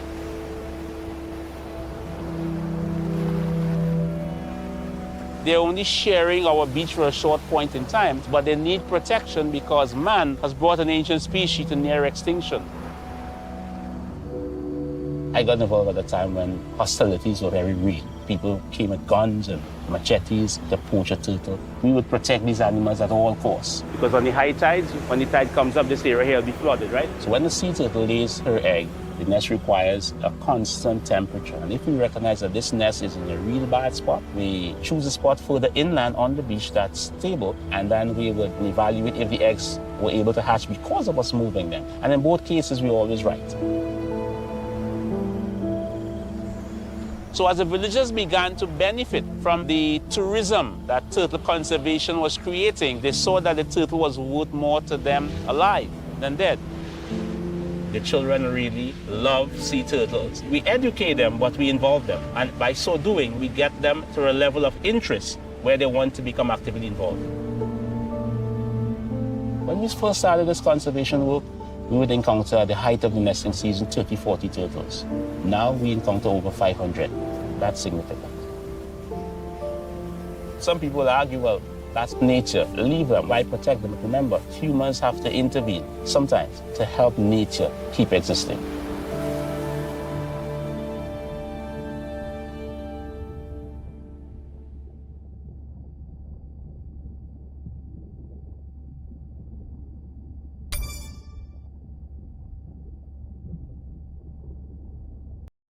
Day 12. Spent the last 5 days on an endless series of depth tests of Andre's deep diving. I'm in and okay. You sure I can't talk you into another test dive at this depth before we stream? Enough test dives. It's not like I'm doing a spacewalk. Well, with this suit, you probably could. Are we gonna talk about suit crush depth again? I think we can probably roll. Starting the live stream. Welcome back, ocean friends. Tonight, I am deep. Midnight zone, no light from the surface deep. Tonight, we're using Andre's lure drone to mimic the Atolla jellyfish to lure large predators like the giant squid. It's certainly not all my tech. I'm building on years of prior research. Don't forget our mission to the brine pools. Oh yes, Arena will fill you in on that later.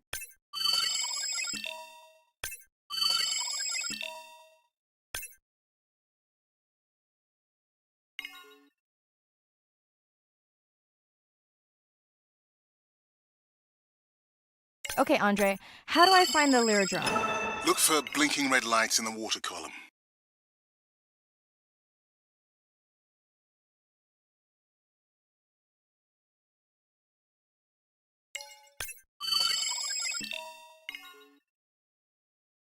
No need to get too close. You can activate the lure from there.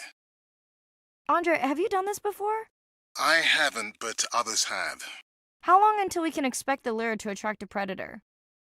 It's hard to say. It's a big ocean. But if you lose patience, I would find some real Atolla jellyfish. I have a feedback system set up to improve the lure as you scan them. Of course you do. For those watching, we will be scanning these Atolla jellyfish to make sure Andre's lure matches the real thing. It does, but it can always be refined. Not much confidence in humanity, but plenty in himself.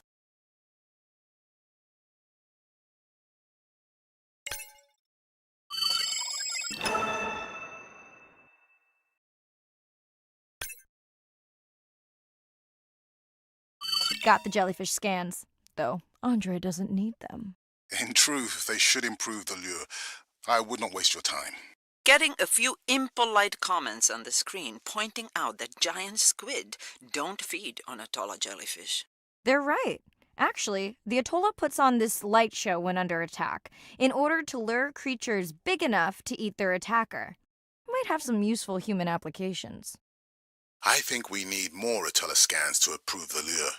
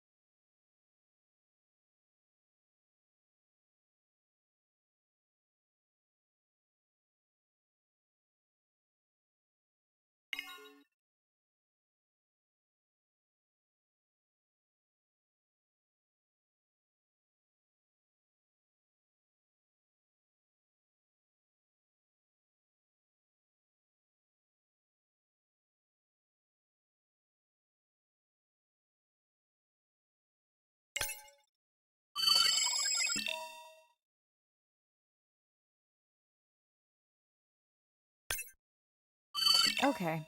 Whose idea was it to live stream this particular dive? I am glad I can't see the comments. I would agree. My grandmother had a saying for times like this. I'm not going to try my grandmother's accent on a live stream, but loosely translated, it means if you get bored waiting for a giant squid, you can always go to a brine pool. That's a pretty specific saying.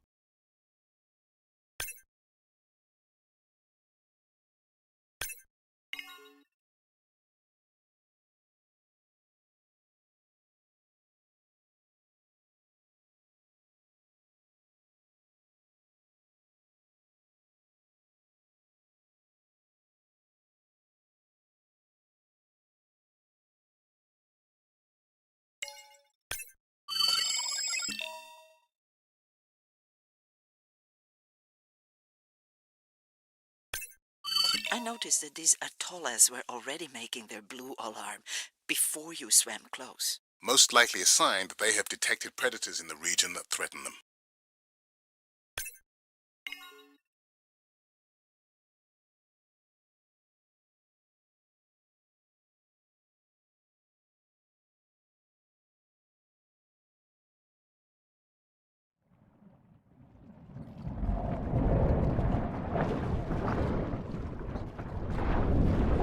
That gave me a chill.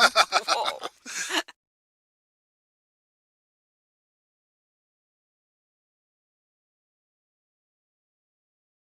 I know how much you enjoyed that, but do you mind if we check out the brine pool before we check on our whale cam? If you insist. You got what you wanted. This is my giant squid. Is that another one of your grandmother's sayings? No, but she often used this one. Hurry up and collect my specimens for me.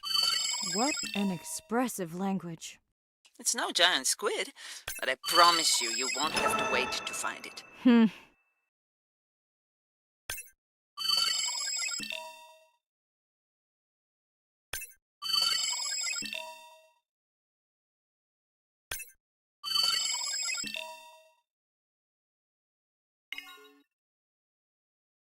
At long last, welcome to the brine pool.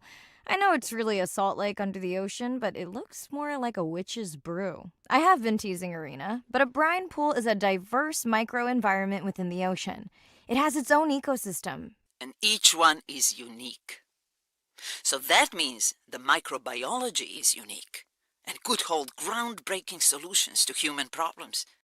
Each time I take new samples into a lab here on this ship, it's this magical discovery moment where I tingle all over.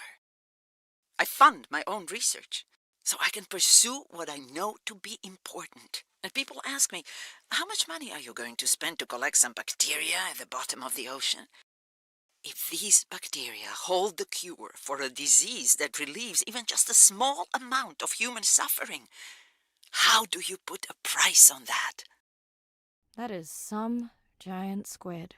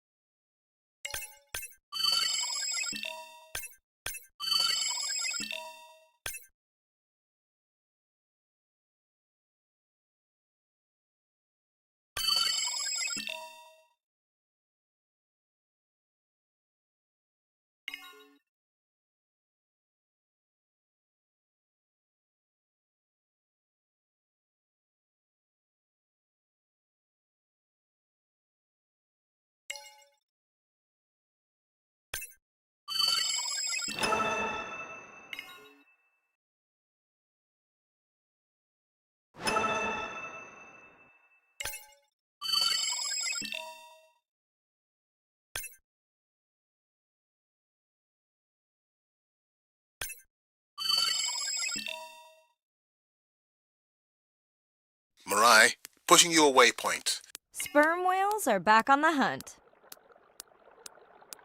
Look for the drones. They will seek out the sound of the sperm whales and then idle nearby. We hope that today, Andrea's tech will make it possible to document how a sperm whale hunts the giant squid.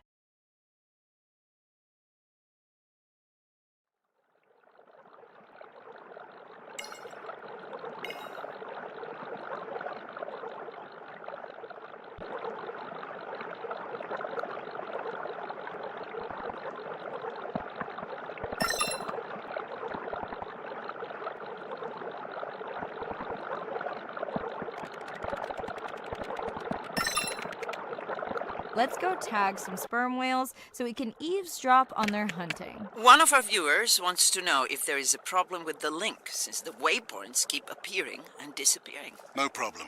The drones are in stealth mode, so they will only track the whales by sound. I better swim fast.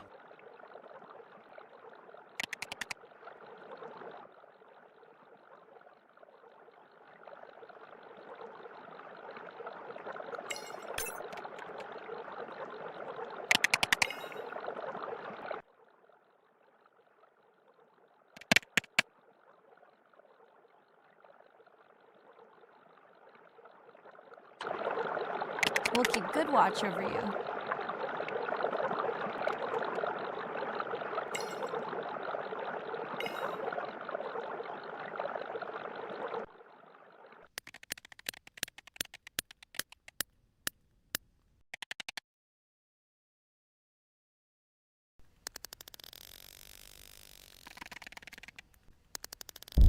Whoa!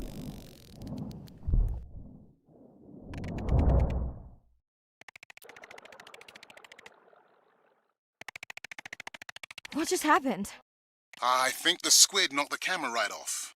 I had that camera feed in full screen on my visor, and for a second, I thought it was lights out for me.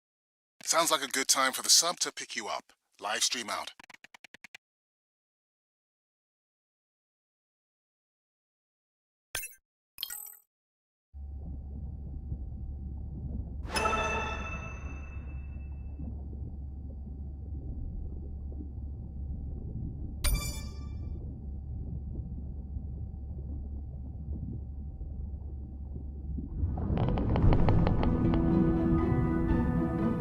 Sound to whales is everything. It's their hands.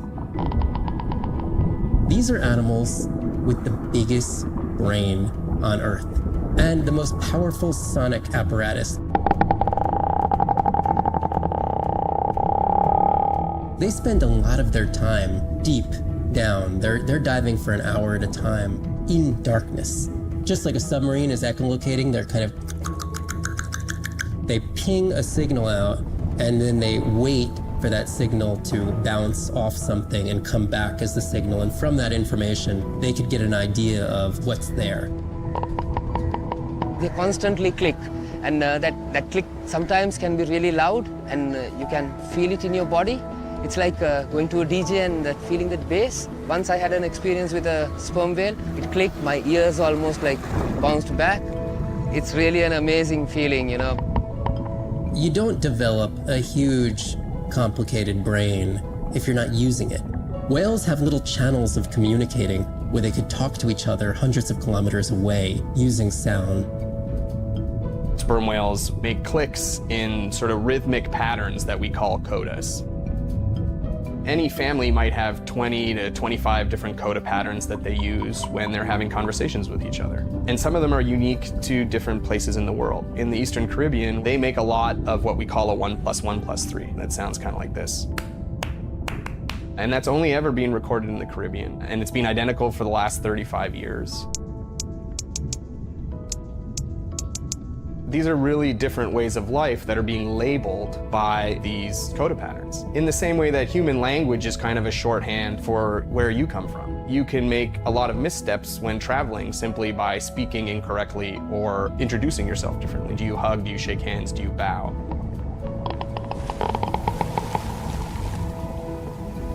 And a growing concern has to do with the noise that we're putting into the ocean. Everything we do impacts everything they're doing. The sound is causing high levels of stress in animals like this. No one wants to live at a rock concert. You can imagine trying to have your home inside an arena while some metal band is playing. And that's increasingly what the ocean feels like.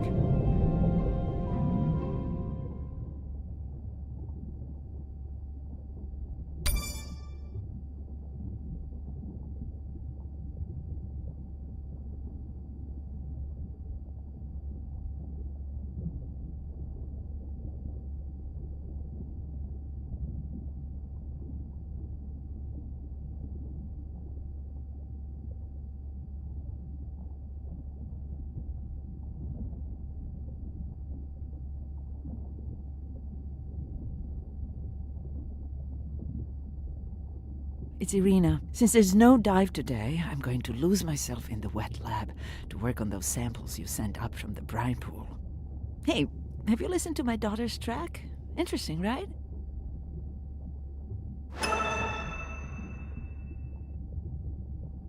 Mirai, remember the tag we found on the turtles? I put it out on the network and I got the strangest message back. I'm gonna take a tender to a small island nearby and check it out. I'll explain everything later. Still no mapping drone, by the way.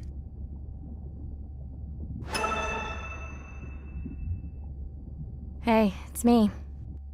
Nana didn't qualify for the study. Doctor says we missed the window. Whatever that means. Hard to tell what she remembers now. It's tough. Not sure my head's 100% there with school. Honestly, seems like a waste of money. Anyway, see you.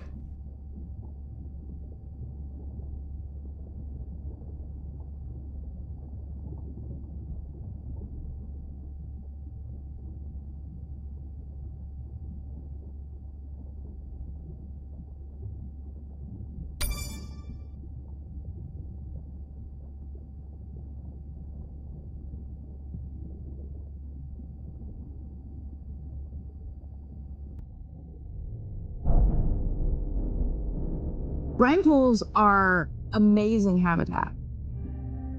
It's a lake on the bottom of the ocean. And it's this surreal seascape. Chemically, each one of them is unique. These brines undoubtedly contain bacteria, archaea, and viruses that are unknown to science. We know that they're incredibly rich in undescribed life forms. They have the perfect cocktail, the perfect recipe for life.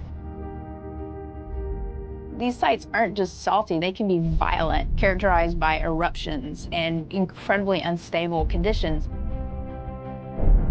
So to live in them, you have to not only be hardy, but you have to be able to endure constantly changing conditions because not one day is the same.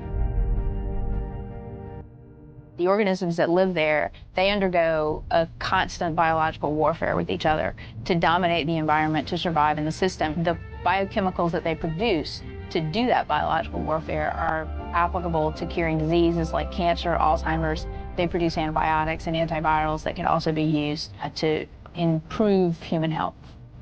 And we drop targets as we go, so we know exactly where we sample. Exploring these habitats is absolutely necessary because the metabolic potential there has the capacity to change the way we think about medicine, to change the way we think about antibiotics, based on our knowledge that we gain from studying these incredible environments in the deep sea.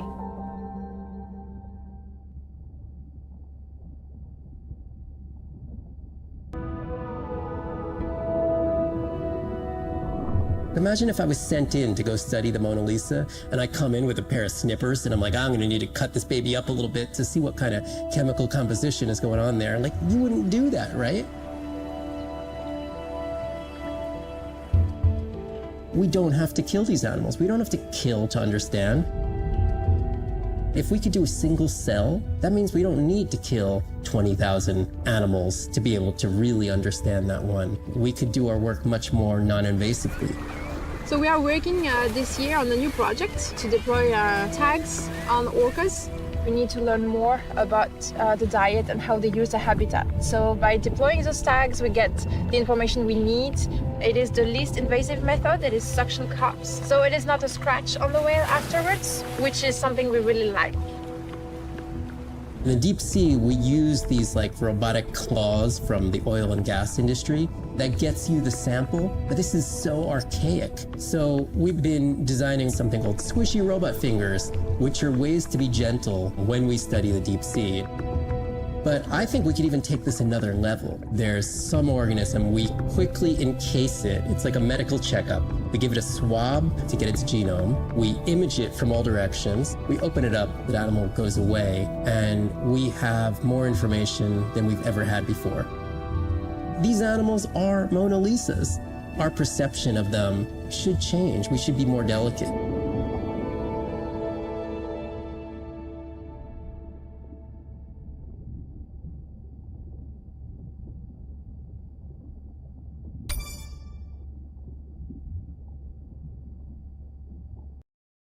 Day 13.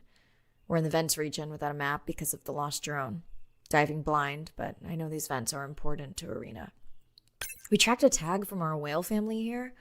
I'm hoping it just fell off, as this would be an unusual place for a whale to be. Andre has the dive suit in safe mode, so I'll have restricted range. Head south to find the clearing for the sub pickup. Check. Ready to dive. I'm in and okay.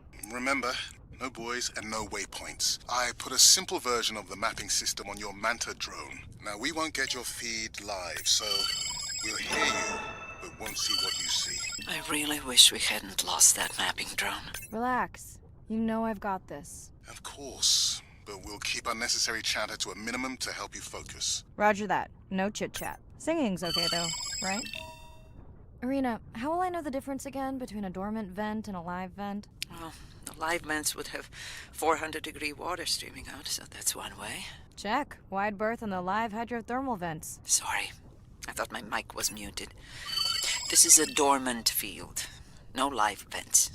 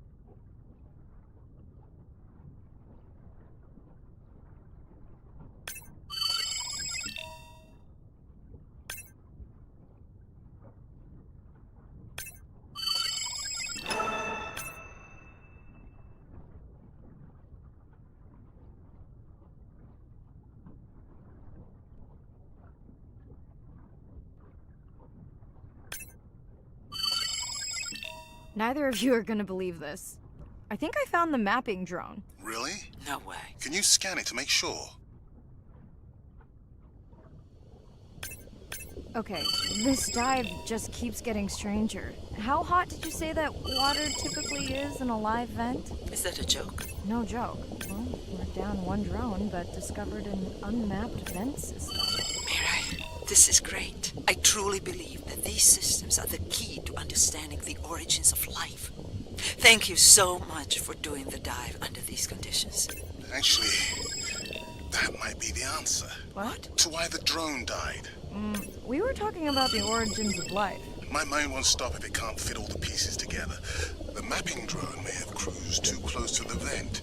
It's got more delicate equipment on its underside that are not rated for anything close to that temperature. You sound almost pleased. Well, it's better to know the flaws so you can fix them.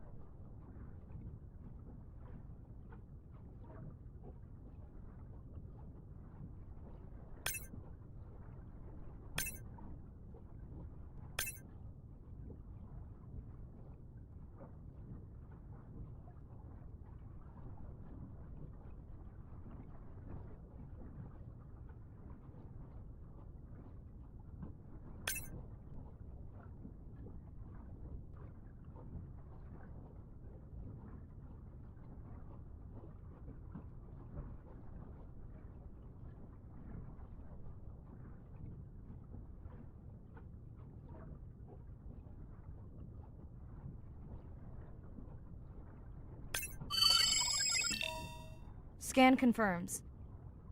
I thought you programmed it to track the noise from the miners. I did. I definitely did. Maybe you never committed the change. You were pretty exhausted that night. Yeah, maybe.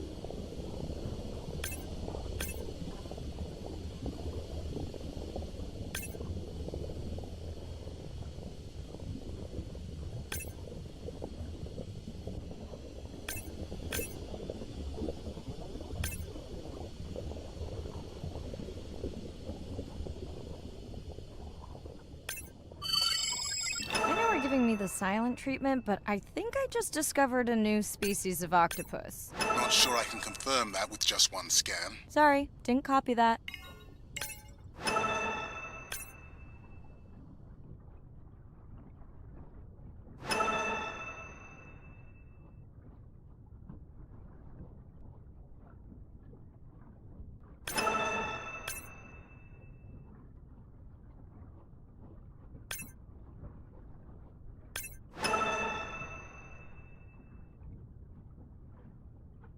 Is that an opening there? How long do I have in this suit if I get stuck? Right, no chatter.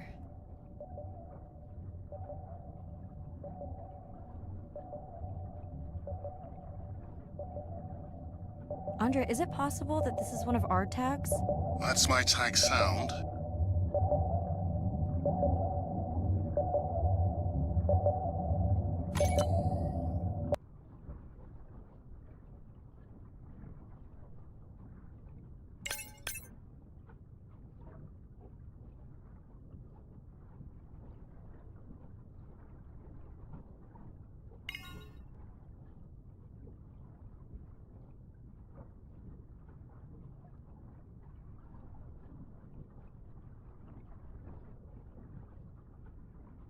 Irina, did you expect volcanic activity here? Describe, please. Red, glowing, need more? Mirai, I would give that a very wide berth. Like maybe from your sub.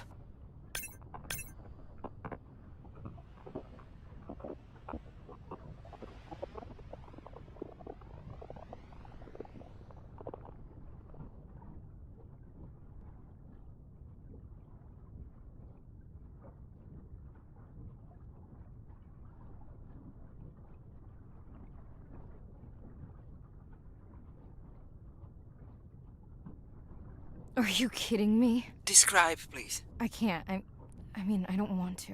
Mirai, you're making me uneasy. Seriously, we'll look at it together when I'm done with the dive.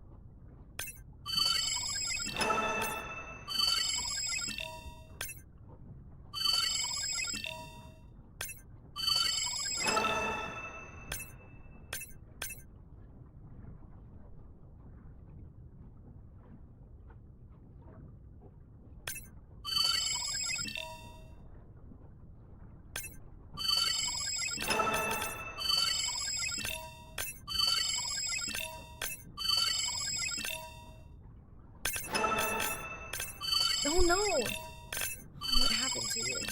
Were you sick?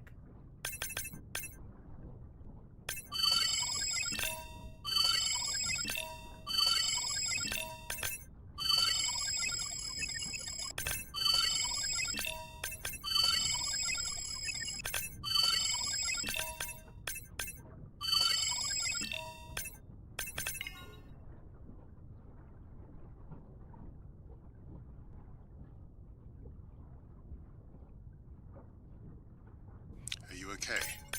Just getting a few last scans.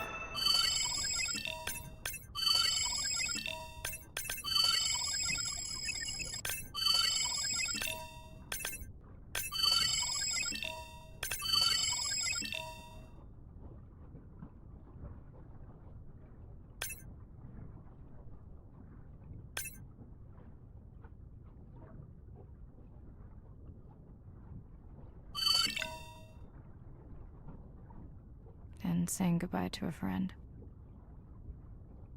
Can you send the sub?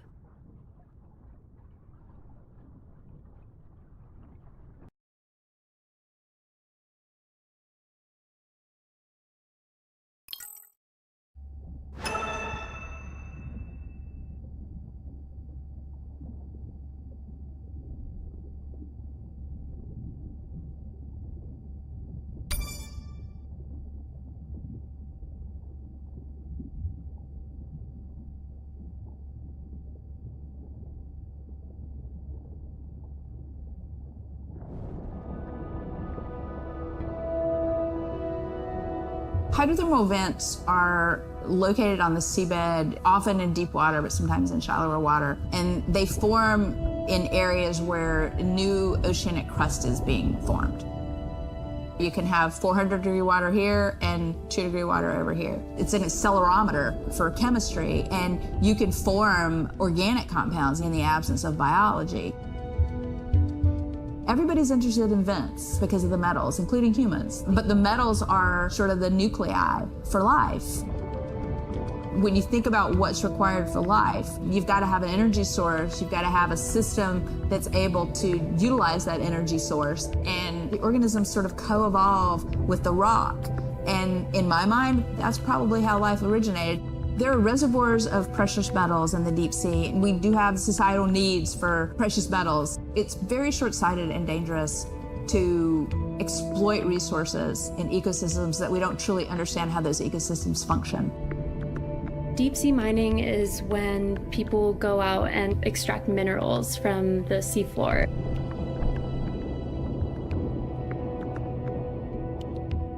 People do this because a lot of the minerals that we have on land are actually being depleted, like copper and zinc, so we're looking to the ocean to get those minerals.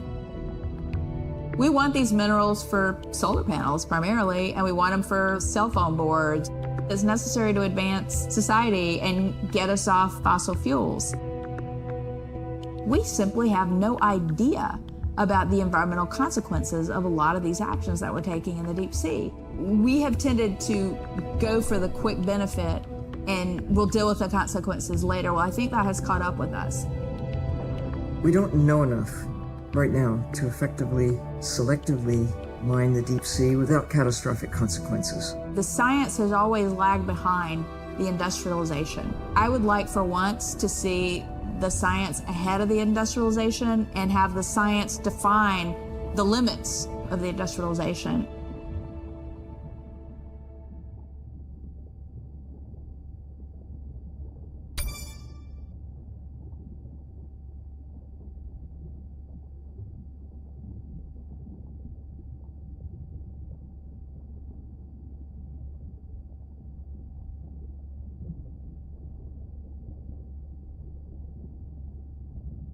We watched the video log from your dive. I'm truly heartsick. I'm furious. Where should we start? The destroyed vent. I couldn't believe how badly the seabed was chewed up. Vents that might have had a fossil record dating back over 1 billion years. And microbial life that doesn't exist anywhere else on the planet. Who knows what cures we've lost. Your drone's a fallen hero, Andre. I think it spooked the miners before they did more damage. If you hadn't been willing to dive without a map, we would never have confirmed they were actively mining. Who gets the satisfaction of turning them in? We were debating that before you came on. I vote for you, as a memorial to the lost vents. Agreed. Now tell us about the whale fall. Could you ID the whale? The whale fall was definitely from the baby's family. The tail fluke was intact enough to scan it. But you are sure it wasn't the mother? It wasn't the mother. The ID matched another whale we know from her family.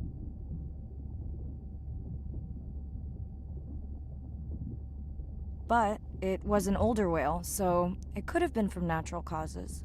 Do you think there's any connection to the miners? They did plenty of damage, but I don't think the whale fall is on them. I can pull out anything from the scan log that might be worth investigating. Already have. Can you turn these into dive objectives? Right. Catch you in a bit.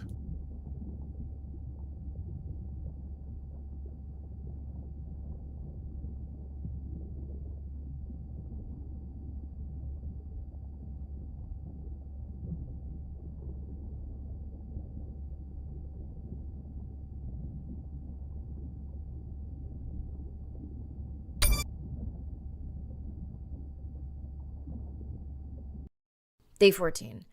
Arena's analysis of the whale fall shows evidence of toxins from a harmful algal bloom. We have to find Andrea and her family and get biosamples. On a positive note, Andrea's side trip was a success. He found an amazing group of teens who have been nurturing the turtle population back to health.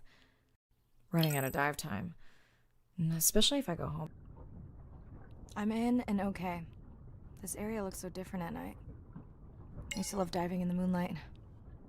The pod was active in this area as recently as an hour ago.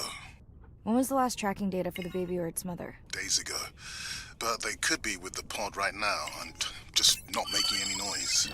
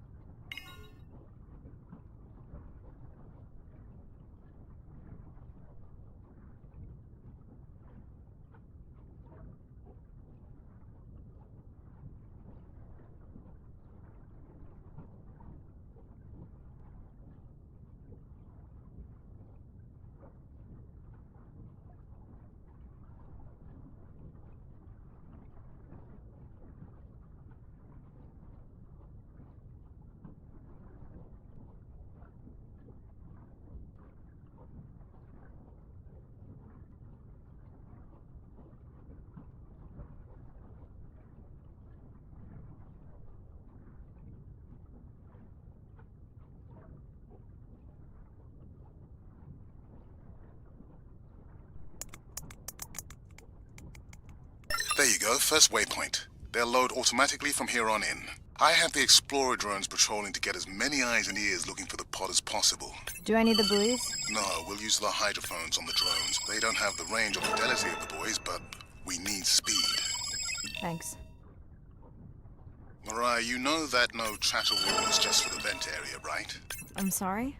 I think he's pointing out that you seem distracted. Sorry. I'm back. Talk to me about something positive, Andre. Were you able to make contact with the teenagers you were telling me about? They've been helping the leatherback turtle population rebound here in the region. They've developed a nest cooling technology to help the baby turtles. They've also built their own tracking drones. Teens with tech. Sounds like you've inspired some citizen scientists, Andre.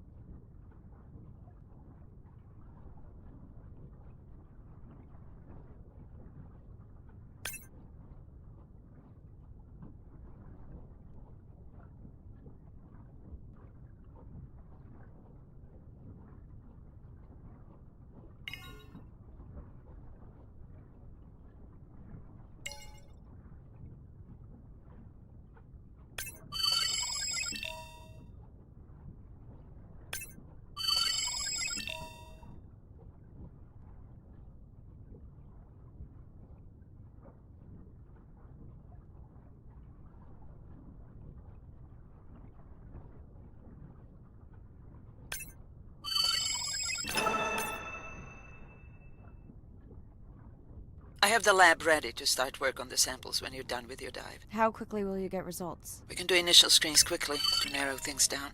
Have you decided whether or not you want another dive back at the brine pool? With everything going on, I really hadn't had the chance to look at the schedule, but I would always say yes to that. Right.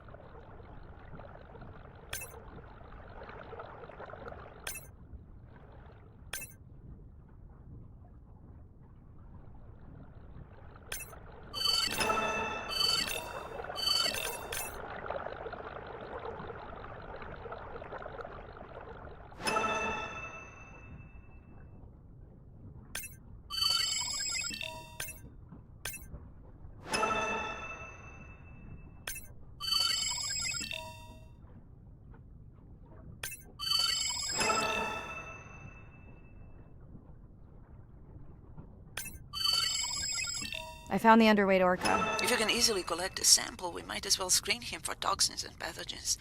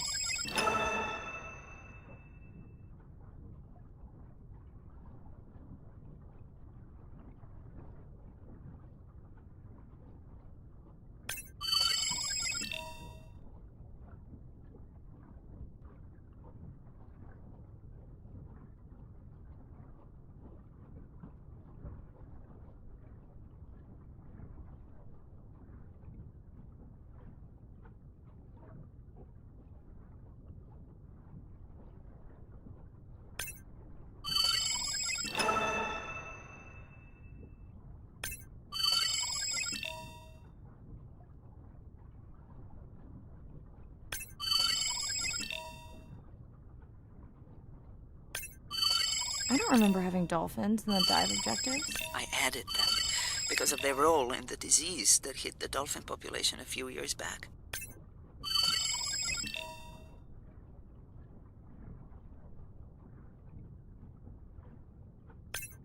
Done. Andre, have you picked up any tags from our pod? No, not yet. I'm going to widen the radius for the Explorer drones.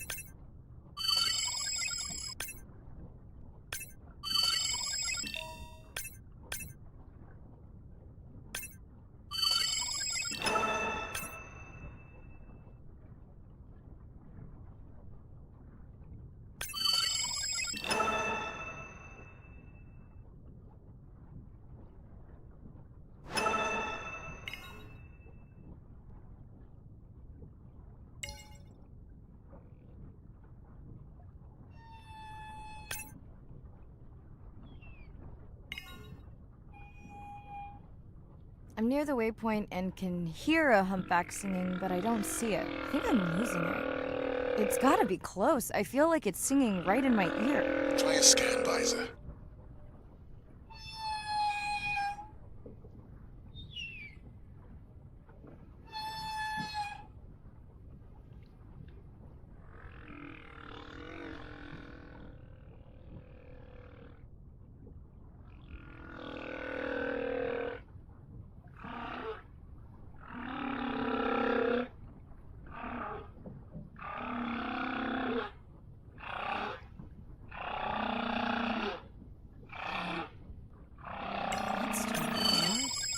I see a scan dot, but nothing's there. I think the humpback is invisible.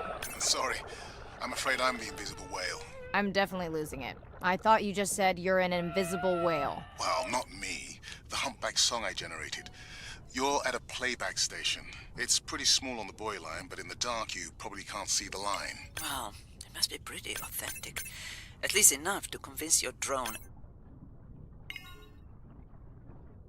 Mirai, have you heard back from Ren yet? No. Is Ren okay? Rai, are you there? I'm not sure. Pardon? I meant about Ren. I don't know. We had a fight right before I left the sub. Do you want to call her now? I can patch you through. Seriously? Here? Well, I have to watch your video feed for safety, but I can mute your audio track for privacy. Wow, I've never talked to her while I was diving. No, I'll wait for the sub.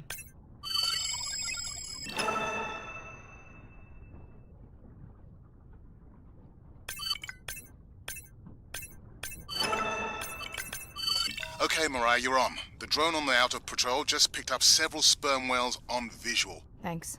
No sound alerts at all. They're being awfully quiet.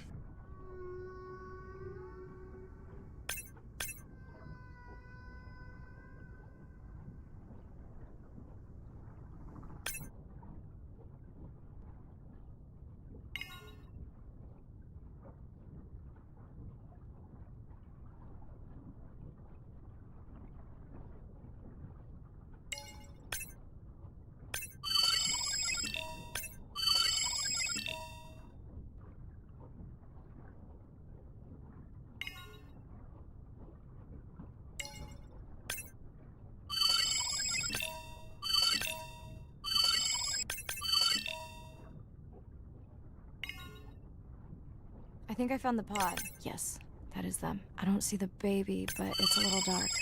Why aren't they moving? They're sleeping. I had no idea. They look alien, but beautiful. If you don't mind, I'm just gonna mute my comm while I get the samples. I don't think they can hear us through your visor. I think she is the one that is needing some quiet. Thanks, Serena. Catch you at the sub. Mirai out.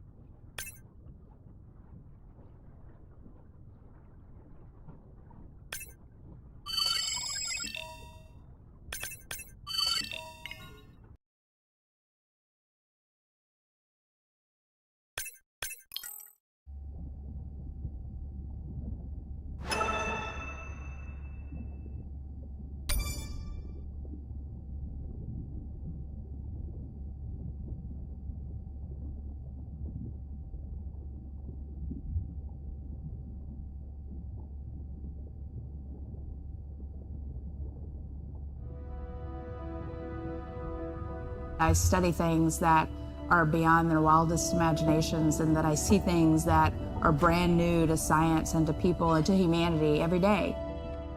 I'm at home in these kinds of environments. It's funny, I'm more comfortable here than I probably am on the outside. It wasn't just that I was meant to be out on ships. I was supposed to be in the bottom. I was supposed to be in the deep water. I was supposed to be doing those things that nobody had ever done before. It completes who I am. Being a deep sea scientist, it does require sacrifice. I mean, we're away from our families for weeks on end, sometimes months on end. It's a constant struggle because you miss parts of your kid's life. My oldest daughter was about to turn 3 when the oil spill happened in 2010. I was at sea a lot. So between 27 months and 36 months, I was gone probably more than I was there. When I came home after a 5-week stint in the Gulf, she came running up to me in the airport. She had transitioned from a toddler to a little girl, and the little girl was gone, and there was this other person there. And you don't ever get that back. It was a decision. I was just like, okay, I'm gonna miss transformations, I'm gonna miss really important things. Is it worth it? I had talked to her class about the ocean, and one of her friends said something to her, and she responded, you know, my mommy, she's the ocean doctor. The ocean is sick, and she's trying to make it better. She couldn't even say important. She's like, it's really important. But she understands that it's an important job. Every time before I leave, I say, my most important job on this planet is being your mother. But this is part of me too.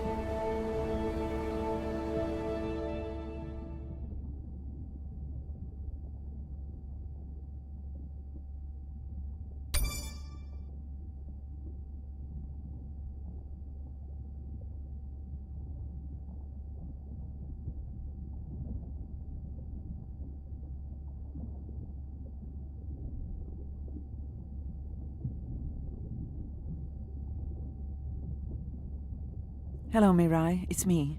I don't see a sample from either the baby or the mother. Andre said you were going back out to look for them. I know you are still deciding, but I told him you're thinking about leaving the expedition early. As soon as I have results, I'll let you know.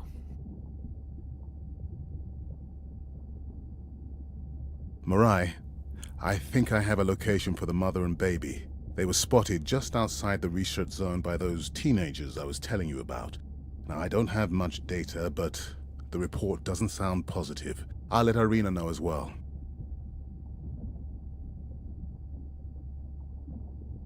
Hello?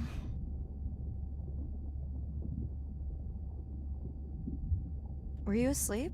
It's the middle of the day. Why does that matter? Did you say school wasn't working out? Yeah, I'll figure it out. Listen, I'm exhausted. I'll catch you later, okay? Bren, please don't hang up. Bren? Okay.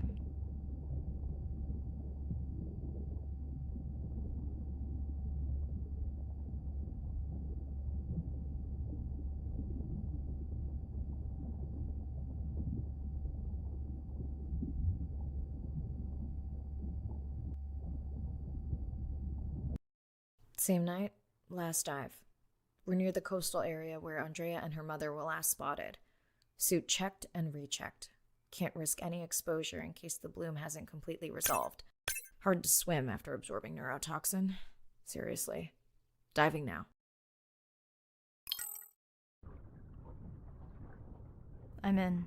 Mirai, are you sure you want to do this dive? I'm okay. And you're sure you want to record in our streaming format? Yes. Ready? Recording now. Tonight we're recording from the open ocean in the Western Pacific.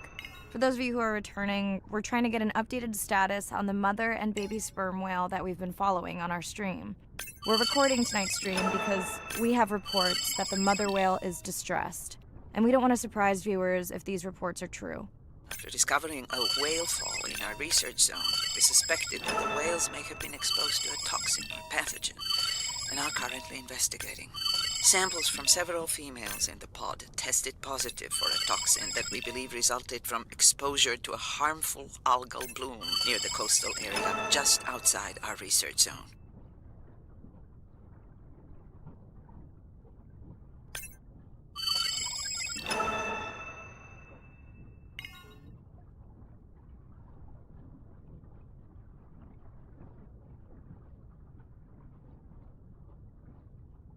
As I approach the whales, I'm gonna turn off my mic, but keep on my video feed. No.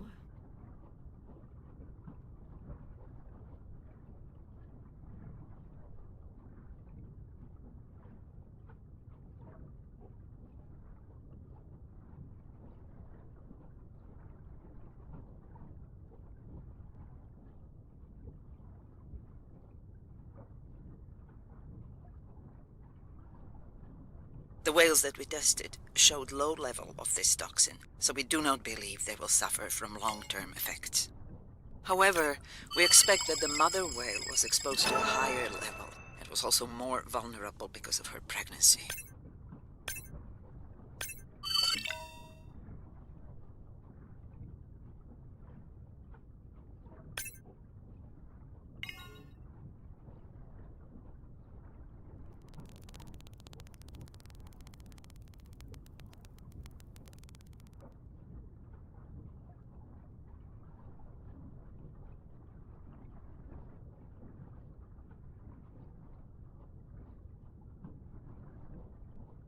Andre, those orcas sure look like they are threatening the baby whale.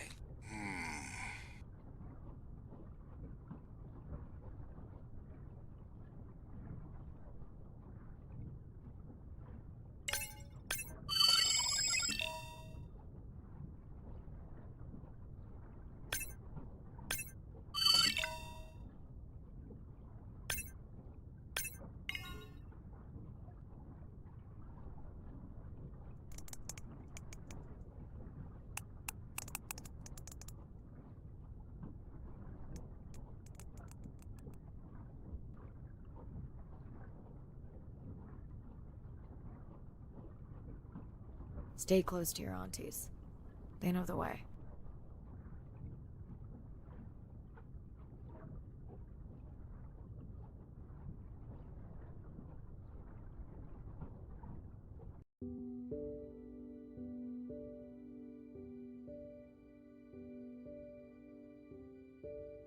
As far as we know, those were the only 2 whales affected by the bloom.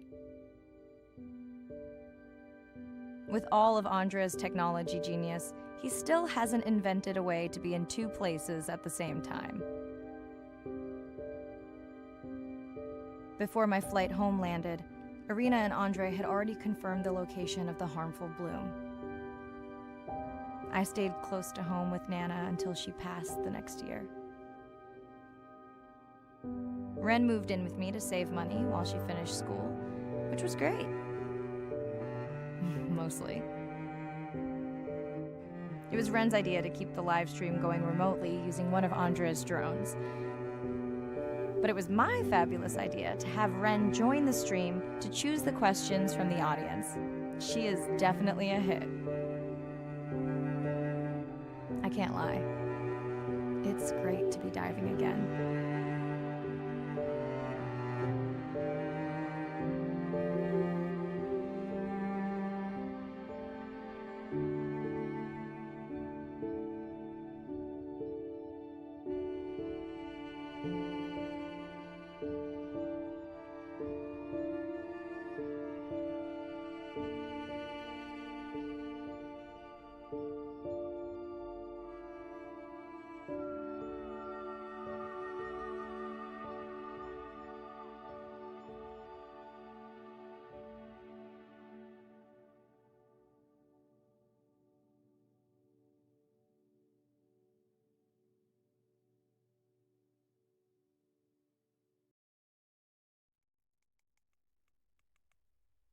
While I was away, the baby became an auntie.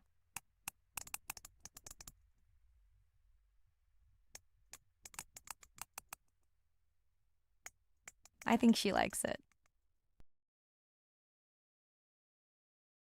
She still buzzes me when I play my coda sounds, so that is still a mystery. But I swear, we understand each other completely.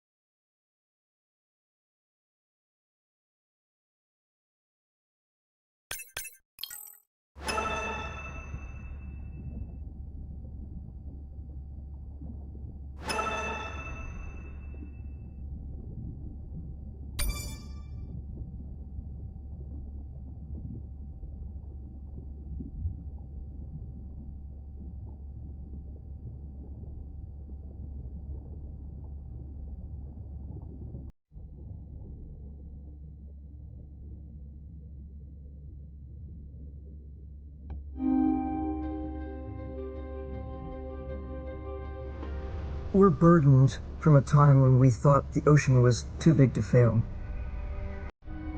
You can't take anything for granted. Even though the ocean is so big, it is sensitive. The oceans are the kidneys of the earth. They recycle material and filter it out. Most people don't know that. They're not aware. They see the ocean as a sewer that they can dump anything into, and it's out of sight, out of mind. Nothing is out of sight, out of mind on this planet. Everything is connected. We're absolutely in this mix of biogeochemistry, and our role so far has been consumptive and destructive. If we are to continue to have a planet that works, we have to heal the harm we've caused. What's the worst case scenario if we deny that the climate is changing, but actually it is, and we do nothing? Then billions of people's lives will be directly affected just by sea level rise alone, let alone the other effects of climate change. So it's not about who's right, it's about the consequences of being wrong in the decision that we make right now. Educating everybody, from school children, fishermen, tourists, if we can manage to do that, we have a very good future and we can gain a lot from the ocean. If we could establish the foundation for interspecies communication, we can make first contact. And that's where I hope the future goes. Because what we really want is curious, conscientious, and a self-correcting population. You changing can affect all the people around you. To walk instead of drive, to buy a hybrid, to ride a bicycle, to not use single-use plastic. Imagine if everybody did that. The effect would be tremendous.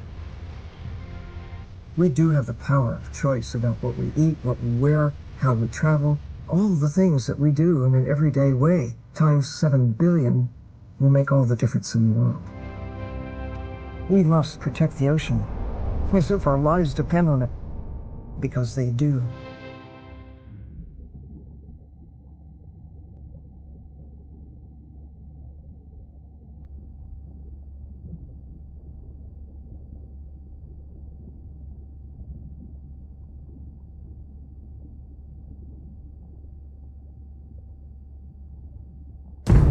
SO Nadir, hatch secure, life support running, and we are ready for the water. Oh, yes. Look at the length of that thing. He is wider than the sub. Is long. No one has dived to 1,000 meters in Antarctica. My depth, 1,000 meters on bottom, over. As a scientist, I could tell you we discover something new every time we go out. That's been my drive, to discover things, to uncover mysteries that we can then solve.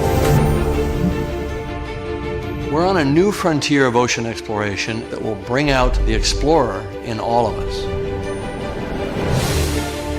We're partnering with the Ocean X initiative to build a mind-blowing platform for exploration, a research vessel that's a one-of-a-kind ocean conservation and media platform to explore the world's oceans in ways that were never before possible, to create one big wave for the oceans. I think it's really exciting. There's still a massive part of this planet we know nothing about. We need to make people understand what we do in the next 10 years is going to determine what the ocean looks like in 200 years' time.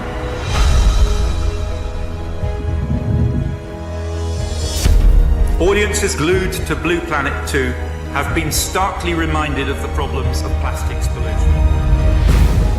50 years ago, Jacques Cousteau and the Calypso managed to capture our imagination. Somehow we lost that moment. We have to get back that personal connection to the sea.